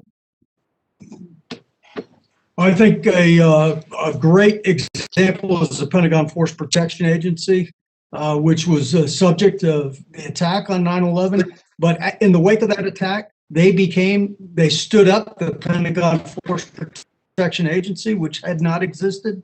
They invited the Department of Defense Threat Reduction Agency to come in and do a comprehensive assessment to look at all current and potential future threats. And then they built their entire system with a force protection mindset, integrated alarm sensors, how they control personnel, how they maintain access throughout the campus. So that's one example that has changed. And obviously you can look at the creation of the Department of Homeland Security, TSA, there's many, many examples out there. Well, I mean, specifically, can you tell us how do agencies look at threat levels? Obviously, through discussion, through your work on the commission, through public information, we've seen that there was really a downplay of the threat analysis that we saw with the Capitol Police. Some of your recommendations in the report reflect that. As a matter of fact, The briefing I received the day before January 6th gave me no indication at all that anyone in the Capitol Police would have expected to see what we saw on January 6th, especially knowing now that intelligence was relayed from the Norfolk FBI office to the Capitol Police Intelligence Division. So with that, can you give me an indication based upon what we know about the Capitol Police and what we know about the Capitol Police Board? What can we learn from other offices, other police agencies and organizations throughout the country to make sure that we don't see the mistakes that we saw leading up to and on January 6th? Thank you, Ranking Member Davis. I think that the key is in my third point, which is they have to become a learning organization. They've got to step back after every incident, after every training event. They should look hard at themselves and figure out, what did we do well? What did we not do well? How can we learn from this? How can we learn from adjacent law enforcement agencies, other organizations, intelligence organizations, to improve our processes? And without such a open, self-critical approach, they'll never get better. What they haven't done is taken that hard look. Our task force even offered to facilitate the conduct of after-action reviews, and that was never acted on. Well, thank you. I know it's been referenced, some of the recommendations put forth by General Walker referenced that maybe we need to do a non-badged force with the Capitol Police that would model the TSA. Many of us, I love our TSA agents. Many of us who've been through airports a lot may not want to use that model to explain what that secondary non-badged force would look like. Can you explain what you view based upon your recommendations, even with the Honorary Commission, you being a part of? What type of protective force do you see operating on the Capitol complex that would allow the goals of every one of us to be achieved, to make sure that we never, ever again see the failures that we saw leading up to and on January 6th? So, first of all, commenting on General Walker's comments, I think he hit the nail on the head. I don't think we need to have 5 badged officers watching a single entry, and a magnetometer. Maybe you have 1 or 2 in oversight and a number of civilian employees. That could buy back some of the manpower problems that they have. But more importantly, I think, is this mindset that force protection has to underlie everything that we do. I mean, if our officers are busting teenagers for smoking marijuana over at the train station, I mean, I know that's against the law, but if that doesn't have anything to do with protecting the Capitol or its members, it's probably wasted time and energy. And so it requires a cultural change that has to start at the top, but more importantly, has to be driven by our actions every day. General, you are 100% correct. And you mentioned actions and decisions that start at the top. You want to talk about where we can make sure that our men and women, the Capitol Police, get the rest and get what they need to be able to recover from what they experienced on January 6th?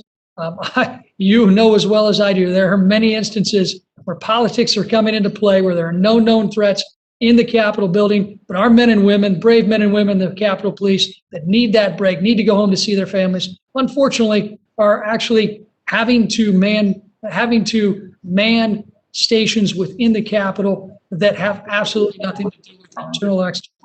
General, thank you for being our witness today. I appreciate the opportunity to talk to you again. Look forward to doing so. And the rest of our witnesses, I apologize I don't have time, and clearly I'm not going to get a second chance to ask questions later. So thank you. I yield back.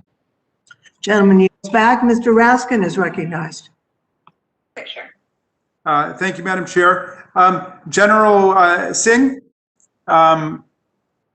Yes, sir. General, are you there? Hello and welcome from Maryland. We're delighted to have you here.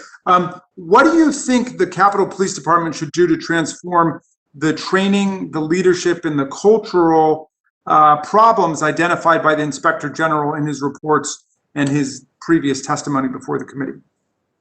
Absolutely, sir. Well, thank you for asking that. The first thing that I would do, if I was sitting in that seat, and I'm not, but I'm just saying if I was, I would highly recommend that they do assessment of their organization to understand the cultural issues. I mean, they already know what's been said by the report, but you really need to get a deeper understanding of your people. What are their capabilities?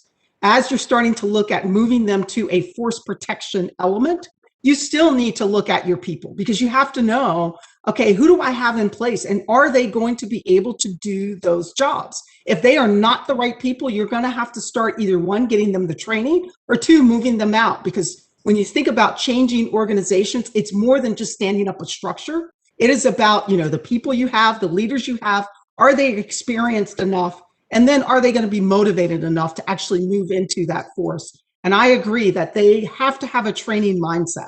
When I sit there and think of all the things in their strategic plan, it starts with leadership. It starts with training, which is a leader's responsibility to ensure their force is trained. It also is a leader's responsibility to ensure that they know their organization, know the shortfalls, and know how they're going to move them forward. Well, I appreciate that, because we've detected some remarkable deficiencies as identified by the Inspector General, and a force that wasn't prepared in a lot of ways. And it was not fair to the people on the line to send them into what was really battle without the proper physical equipment, without the proper training, without the proper coordination. And it was really a catch-as-catch-can situation.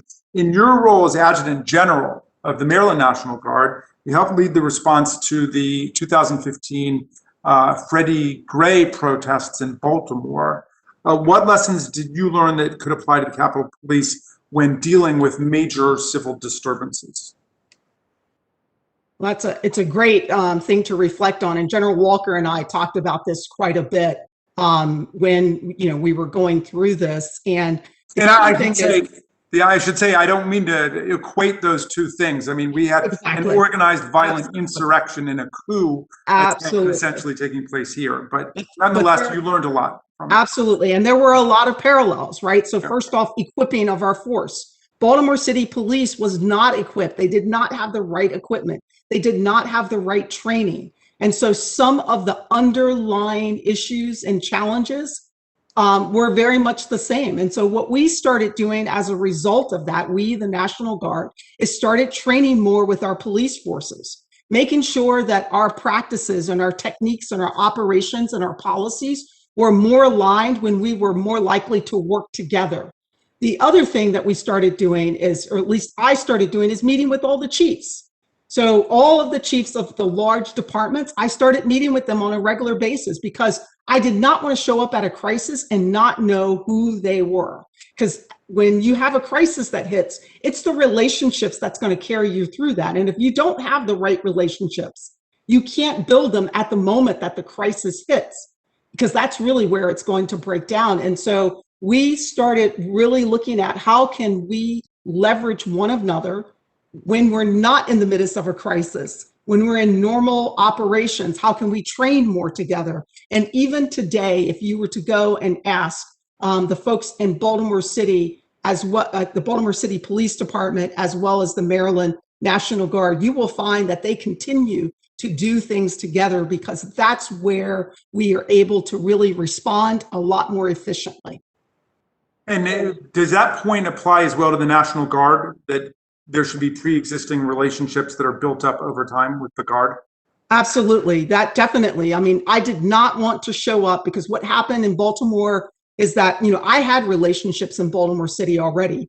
The state police superintendent, I already knew Bill, even though he had only been, in his role for a very short period. We were cabinet secretaries together. And so we started spending more time together. And there's one thing on this whole thing of information that was really a lesson, and why we were able to respond a little bit different in Maryland than, what you've seen happen. And there were a number of things that were at play at the Capitol, right? But this is one piece that I think we absolutely have to make a point of, is they showed up in my office several days before the civil disturbance hit on that Monday.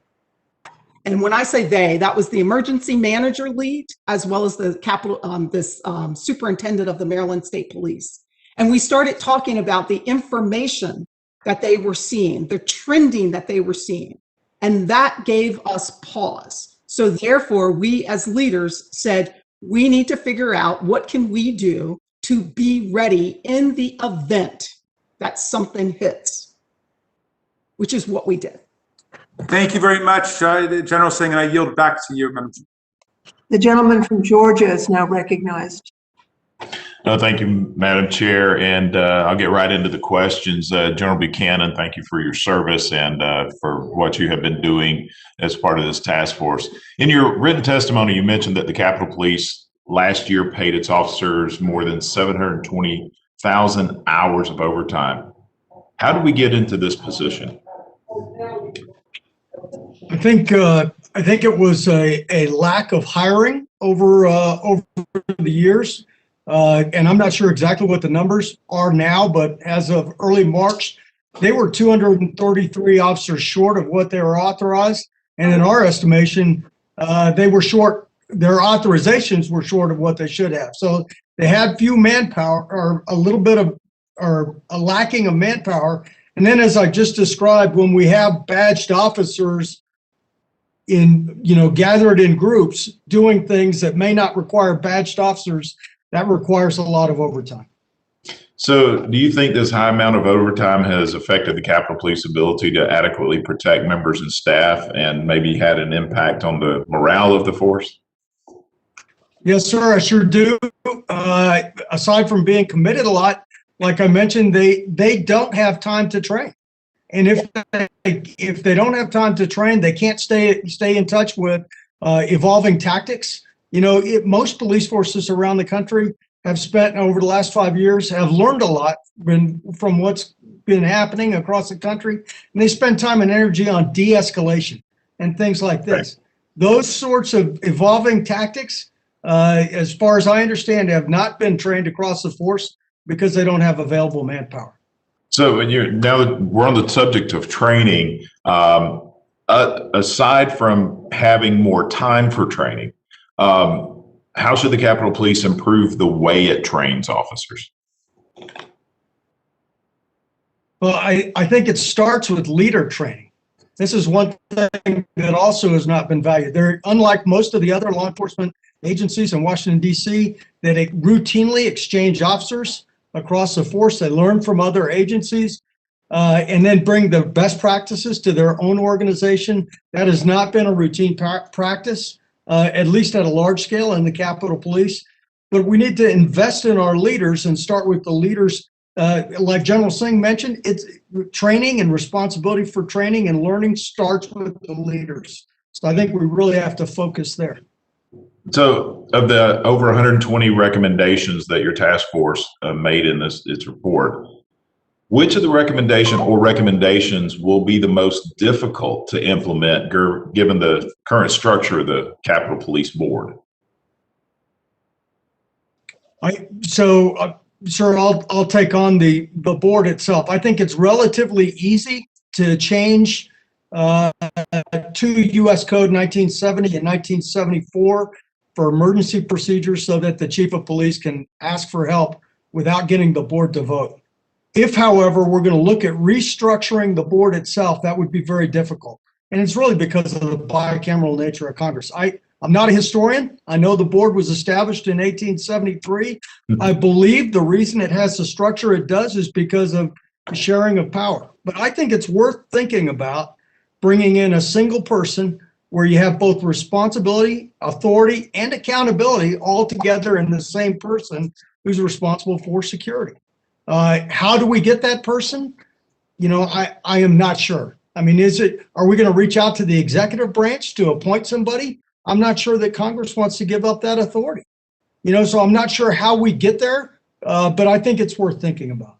Well, and I think many of us would like to see us move in a direction to where there's a limit on the political influence over the decisions, and the decisions are made on force protection alone.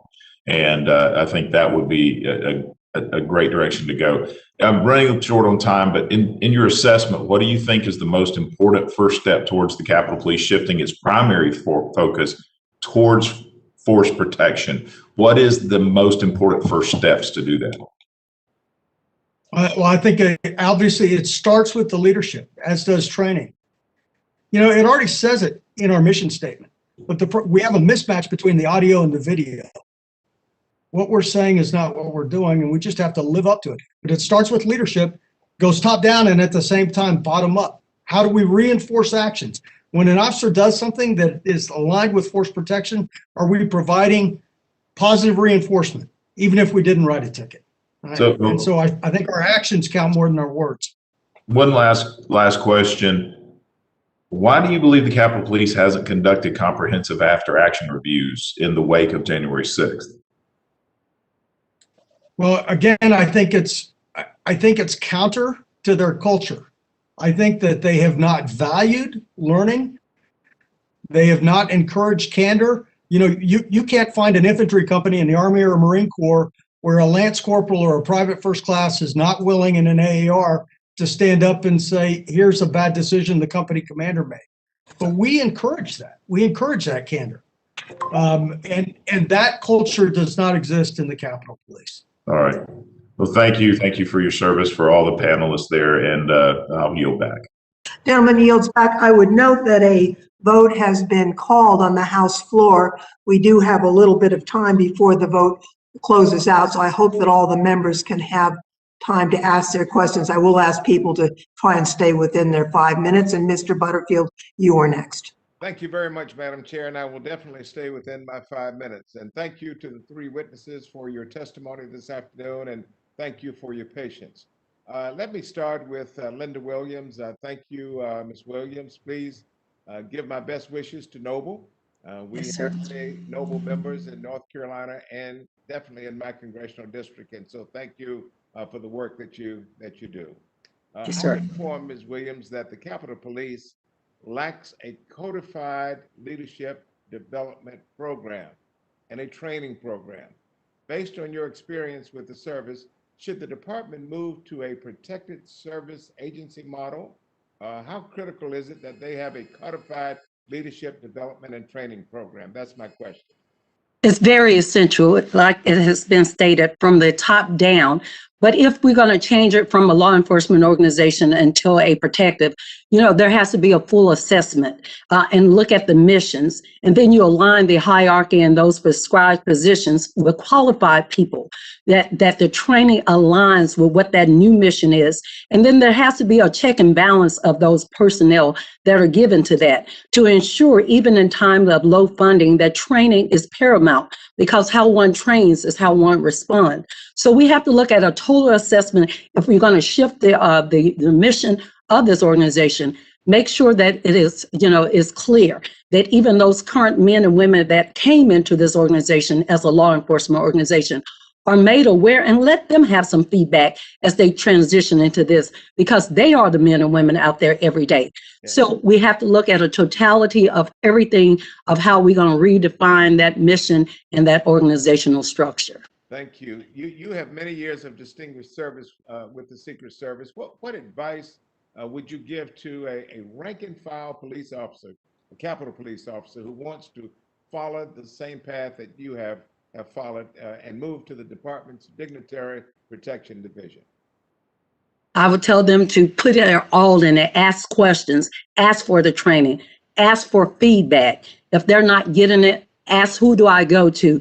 Know what you're doing and what you're aligned to do. And of course, hold yourself accountable. But, go to those supervisors that are tasked to be supervisors, to oversee what responsibilities that you have been assigned to. And if you feel that you're falling short of that, then you need to reassess that organization, your status there, and even if that's not the organization for you. But there has to be accountability. Everyone has to account for someone and their actions, and there has to be some feedback and evaluations and in-service training and continual communication, open communication, that from the lowest person to the highest person, they know exactly how this organization operates and what opportunities there are for them. Well said, thank you. And to you, General Singh, and thank you for your many years of service. Have you had an opportunity to review the Capitol Police's strategic plan? Have you had a chance to look at it? If so, what is your assessment of that plan? I have had the opportunity, sir, to look at the strategic plan. And here's the challenge is the strategic plan has all of the right pieces and parts in it, but most leaders do not know how to take a strategic plan, operationalize it, and then communicate it down to the lowest level. That is usually where most organizations just fail. They take the strategic plans and they go, oh, it's done, and we put it on the shelf. And so if someone was to come in, the first thing is looking at that strategic plan, looking at those IG reports and saying, what do we have in our strategic plan that's going to map to that? Those would be some simple steps that they could do and start moving in that direction. If the department were to move to more of a protected services agency model, would the strategic plan need to be amended? Absolutely. The strategic plan would have to be amended. But what's interesting is there are parts in the strategic plan that says they are a force protection agency. And so, the things aren't aligning. And that's where I think there's a huge challenge. And I agree with Ms. Williams is that they have to do an assessment. That has got to be the first and foremost thing. If we just say they're going to be a force protection element, it won't happen without taking them through some regimented steps that says, how are we moving from point A to point B? Thank you. That's very clear. General Buchanan, we've run out of time, but thank you, sir. Thank you for your patience, and thank you as well for the service that you've rendered to our country. I yield back, Madam Chair. The gentleman yields back. Mr. Stile is now recognized for 5 minutes. Thank you, Madam Chairwoman. Appreciate you having today's committee hearing. I would have loved the opportunity to have a second shot at, in particular, with our Capitol Police Board, or at least the portion that made the hearing. For the record, though, I would like to submit for the record House Rule 11, Clause 2J, 2B, and Committee Rule 9E. I'll park the rest of my comments on that because we just got a great panel. If those can be submitted for the record, though. Sure, without objection. All right, so let's dive in if I can. General Buchanan, I appreciate you being here today. We've spoken about the Capitol Police transitioning towards being a protective force. Could you quickly provide examples of how we should model the Capitol Police, in your opinion? I gave a couple of examples in the outcomes, with what we're spending our energy on, but I think it starts from the beginning. And I think we heard from board members in the first panel about asking for help from DOD, probably DTRA, the Defense Threat Reduction Agency, to come in and help us understand what are the threats that the grounds face, what are the threats that the members face, and now, and maybe even more importantly, into the future. We can't be myopic and just look back on 6 January and then build the force to deal with those threats. Understood. And as you look at that, how would you think of what that transition would take, and what are those pitfalls that we should look for? Well, one of the, one of the things is to understand what those threats are and what the potential is. Some of the pitfalls is that we fall in love. I think sometimes we end up falling in love with the solution without really understanding the problem. And I'll just give you a quick example without going into a lot of detail. It has to do with our sensors and alarm systems that we have around the Capitol today. It's a series of good ideas applied over time, but the result is what we have is we have a lot of systems that are not connected, that are not tied together. They were a good idea 10 years ago, then 5 years ago, but what we don't have is a comprehensive system that actually makes the best sense to protect the force today. Appreciate that. There's obviously been a lot of bureaucracy involved in the decision-making, in particular as related to the January 6th events. We've heard a lot of conversations about this. In your experience, have you seen a police force or a protective force with a model similar to the United States Capitol Police, in particular the United States Capitol Police Board? I have not, but please recognize I'm not a dedicated law enforcement no, but professional. In your opinion, that's fine. You haven't seen it. I think it's worthwhile for all of us on this committee, the elected members of Congress on this committee, that should note that if it hasn't been used elsewhere, in your short analysis, you haven't seen it. Maybe we shouldn't be using it here either. It appears the Capitol Police were not permitted to make some important decisions on January 6th, in part because of the slow process of the Capitol Police Board. Looking at that, should the police chief have authority without board pre-approval to call backup in an emergency, in your opinion? I do think that he currently has the authority to request augmentation from agencies that already have jurisdiction. So, for example, he can call for help from Metropolitan Police Department, U.S. Secret Service, but he can't go to the National Guard, and he also cannot swear in emergency officers without first a vote and declaration of emergency by the police board. And this is one of the changes we recommended. Okay, so those are some of those changes that you think we could do to ensure decisions are more efficiently made, in particular in the case of emergency? Yes, sir. Okay, so as I said at previous hearings, to me it appears that the Capitol Police Board's operated as a political body and not really as a nonpartisan law enforcement entity. And this is obviously a political place in the United States Capitol, but security isn't partisan. Question for you is, how do we really solve that issue? How do we take the partisanship out of the Capitol Police Board, in your opinion?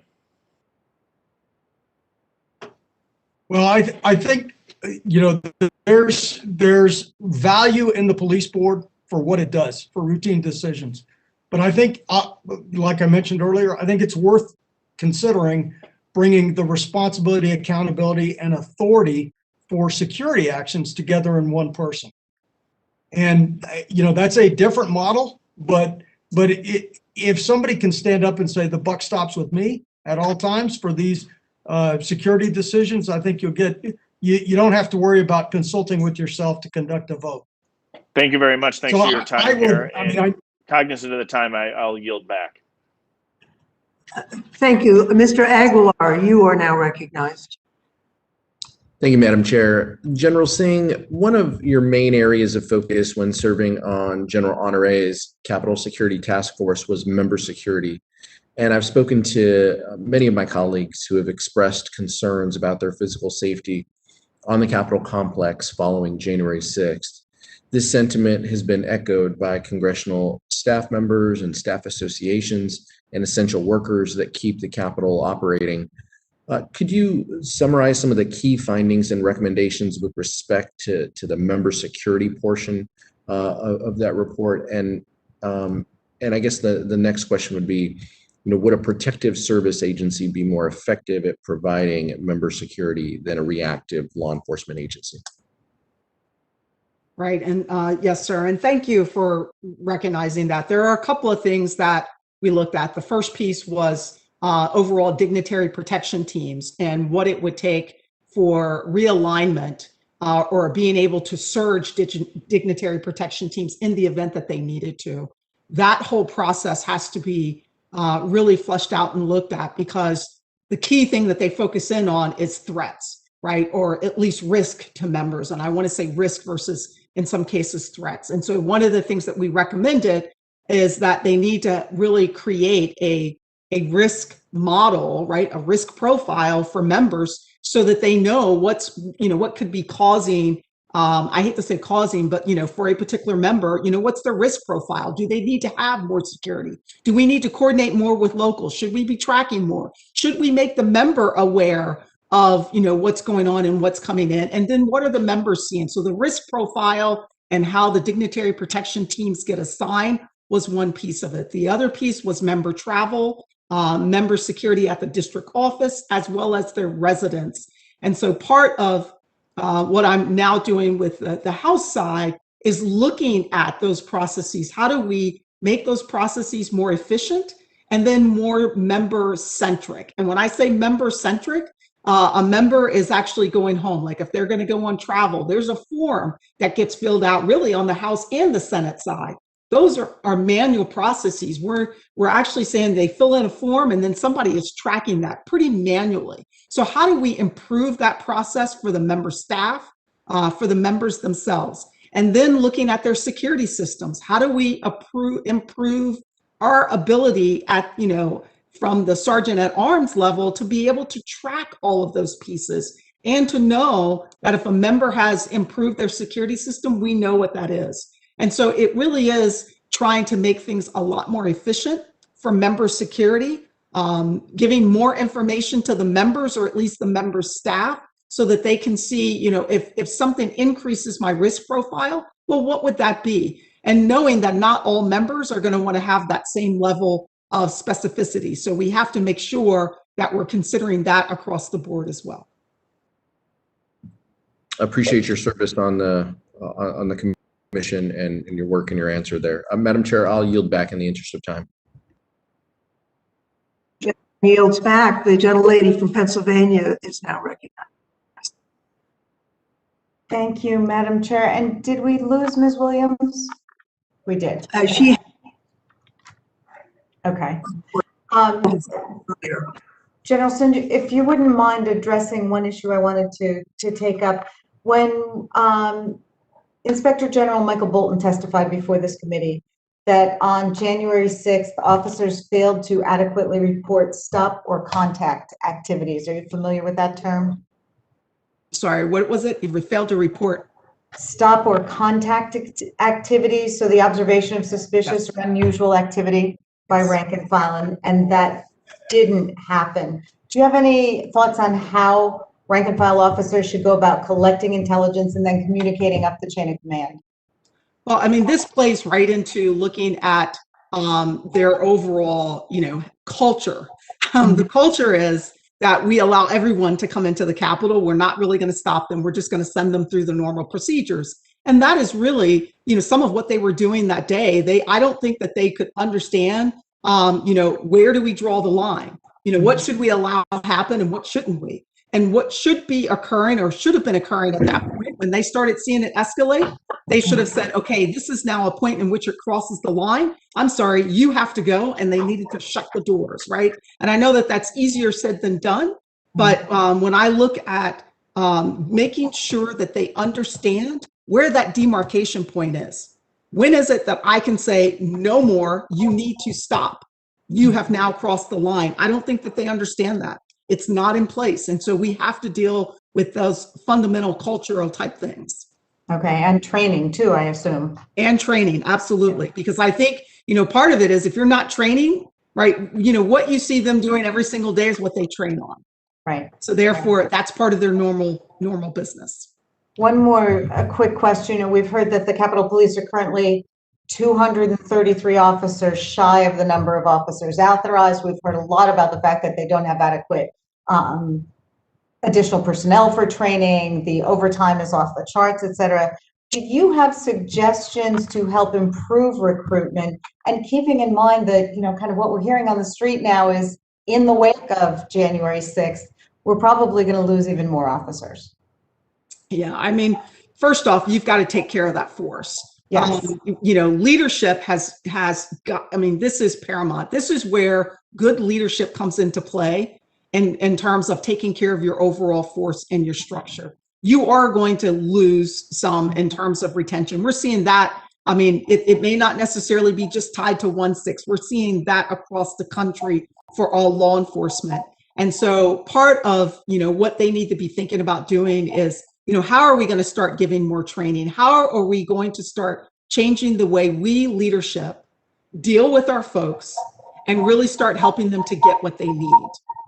And if we can't get them to step forth from a leadership perspective to do that and really understand what's the lowest line person need to be able to do their job, then we're going to lose them time and time again. And some of that is about accountability. It's about metrics and measures.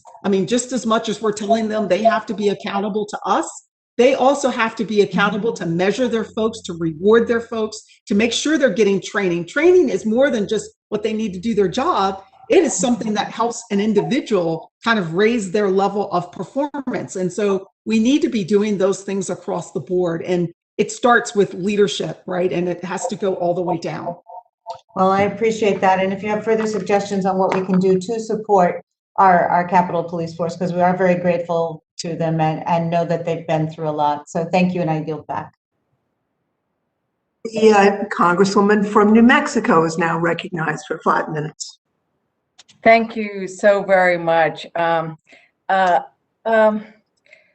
Buchanan, as we saw firsthand on January 6th, domestic violent extremism and racially motivated violent extremism on the rise in the United States. How does this rise impact your analysis about shifting the department from traditional law enforcement to protective services agency? Thank you, ma'am. I think if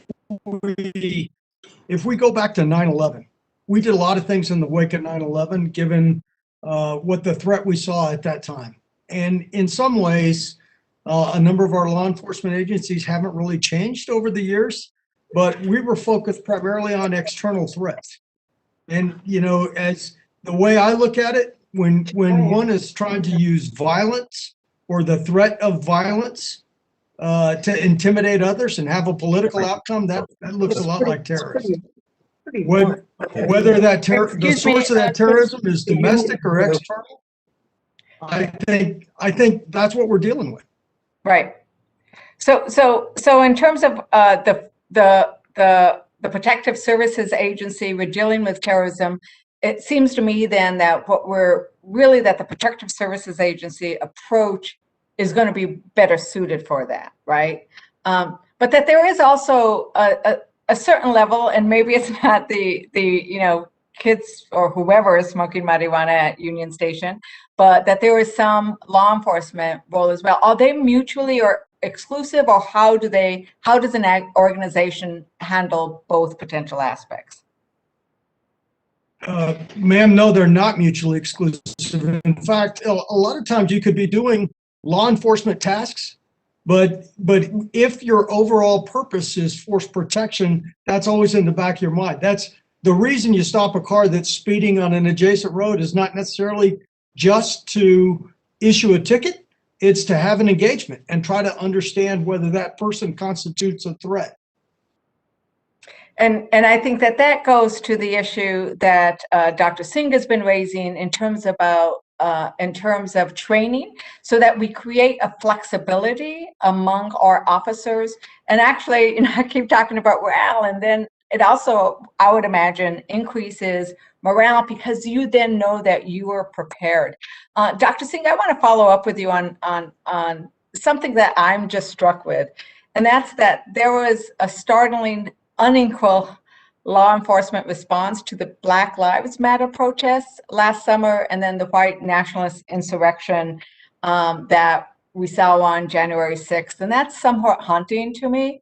And we actually, at our last hearing, Chair Lofgren noted that there was an officer who said, and this is the officer's quote, that a radio broadcast was sent out to outside units. It said, "We are not looking for any pro-Trump in the crowd. We are only looking for anti-pro-Trump who wants to start a fight."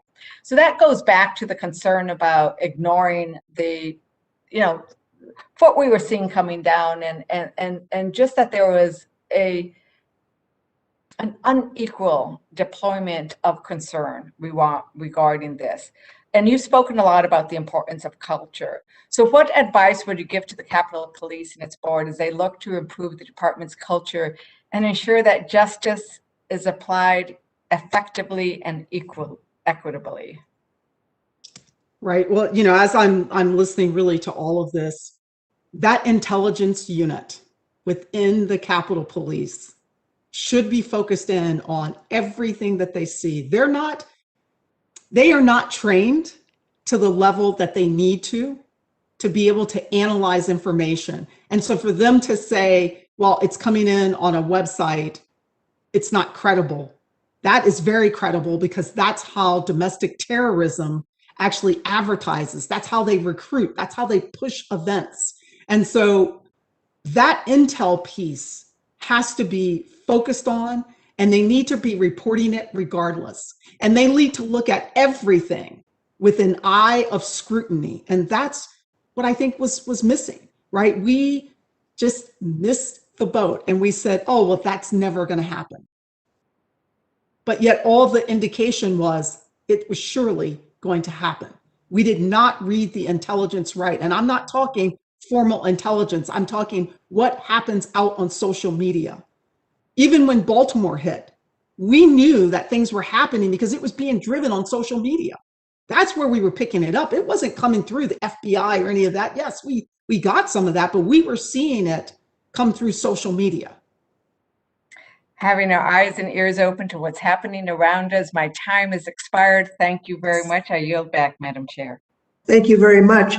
The vote was called about 25 minutes ago. We get a half an hour to vote. I'm hoping that they'll not have a sharp gavel because I want to at least get a couple questions in if I could.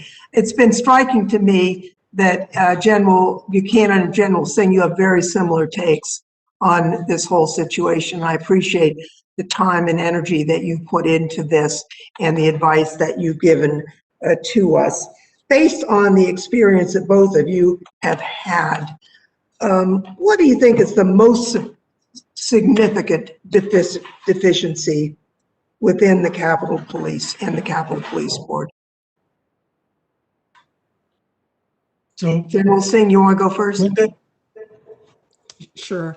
I would say the most significant piece is the relationships and communication that happens that's got to improve like immediately. I mean, we can change the structure, but if we can't get leaders meeting and talking about issues, talking about challenges and respecting one another's opinion, and I'm not saying that that's happening today, but that has to change.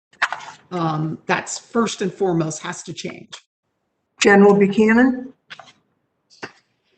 thanks, ma'am. I think it's, as far as the board is concerned, it's related directly to what General Singh just talked about, but it has to do with openness and transparency. The people below them, the people above them should understand what's going on, why they're making decisions. And that's directly related to communication. As far as the Capitol Police itself, I think General Singh hit on a bunch of the cultural changes that need to happen, and I did as well. For me, the biggest issue is we'll always be stuck in our past if we don't become a learning organization, if we don't fight to get better every day.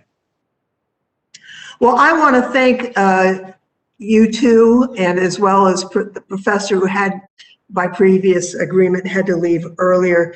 As I said the night of the attack, to the speaker as well as the ranking member, and have said consistently and publicly since then, the insurrectionist attack has to be subject to vigorous oversight, including both by an independent bipartisan commission as well as our committee of jurisdiction and other committees that have jurisdiction. We have had active oversight on the January 6th attack. In fact, this committee has had more hearings on the January 6th attack than any other committee in Congress, and we're not through yet. I think it's important to note that, this didn't begin just after January 6th. In the last Congress, we instituted monthly meetings with both the Capitol Police and its Inspector General, which were open to the minority staff as well. We also held bi-weekly meetings with the Fraternal Order of Police, as well as nonprofit groups to discuss the Capitol Police operation effectiveness and transparency, as well as its interaction with members, employees, and the public. We also held a public oversight hearing, and we have raised a number of concerns in that hearing and in those meetings about training and other things. But obviously, we're not there. That work laid the groundwork for this hearing, and we have more work to do. I'd like to, by unanimous consent, enter into the record the following material: a written statement by the former director of the Pentagon Force Protection Agency, General Jonathan Kofer. He discusses the department's potential shift to a protective agency model, and he actually oversaw that to the Pentagon. So it's very insightful testimony, as well as the Senate Sergeant at Arms statement, a letter from the 9/11 Commission chairs Thomas Keane and Lee Hamilton, a letter from former national security, military, and elected officials, as well as a list prepared by the Nonpartisan Congressional Research Service outlining the many times that the full Capitol Police Board has testified at past congressional hearings. It actually is not correct.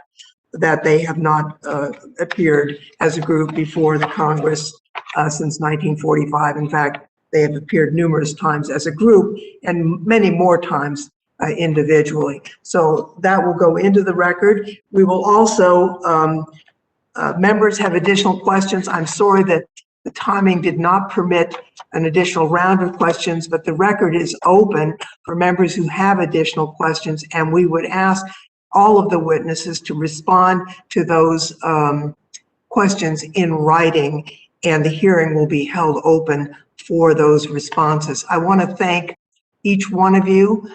Certainly, the architect and General Walker are employed by the House, but everyone else is a volunteer. You're just here to help us out. And we appreciate that your sense of patriotism and service to your country would lead you to do that. And with that, with thanks, this hearing is adjourned.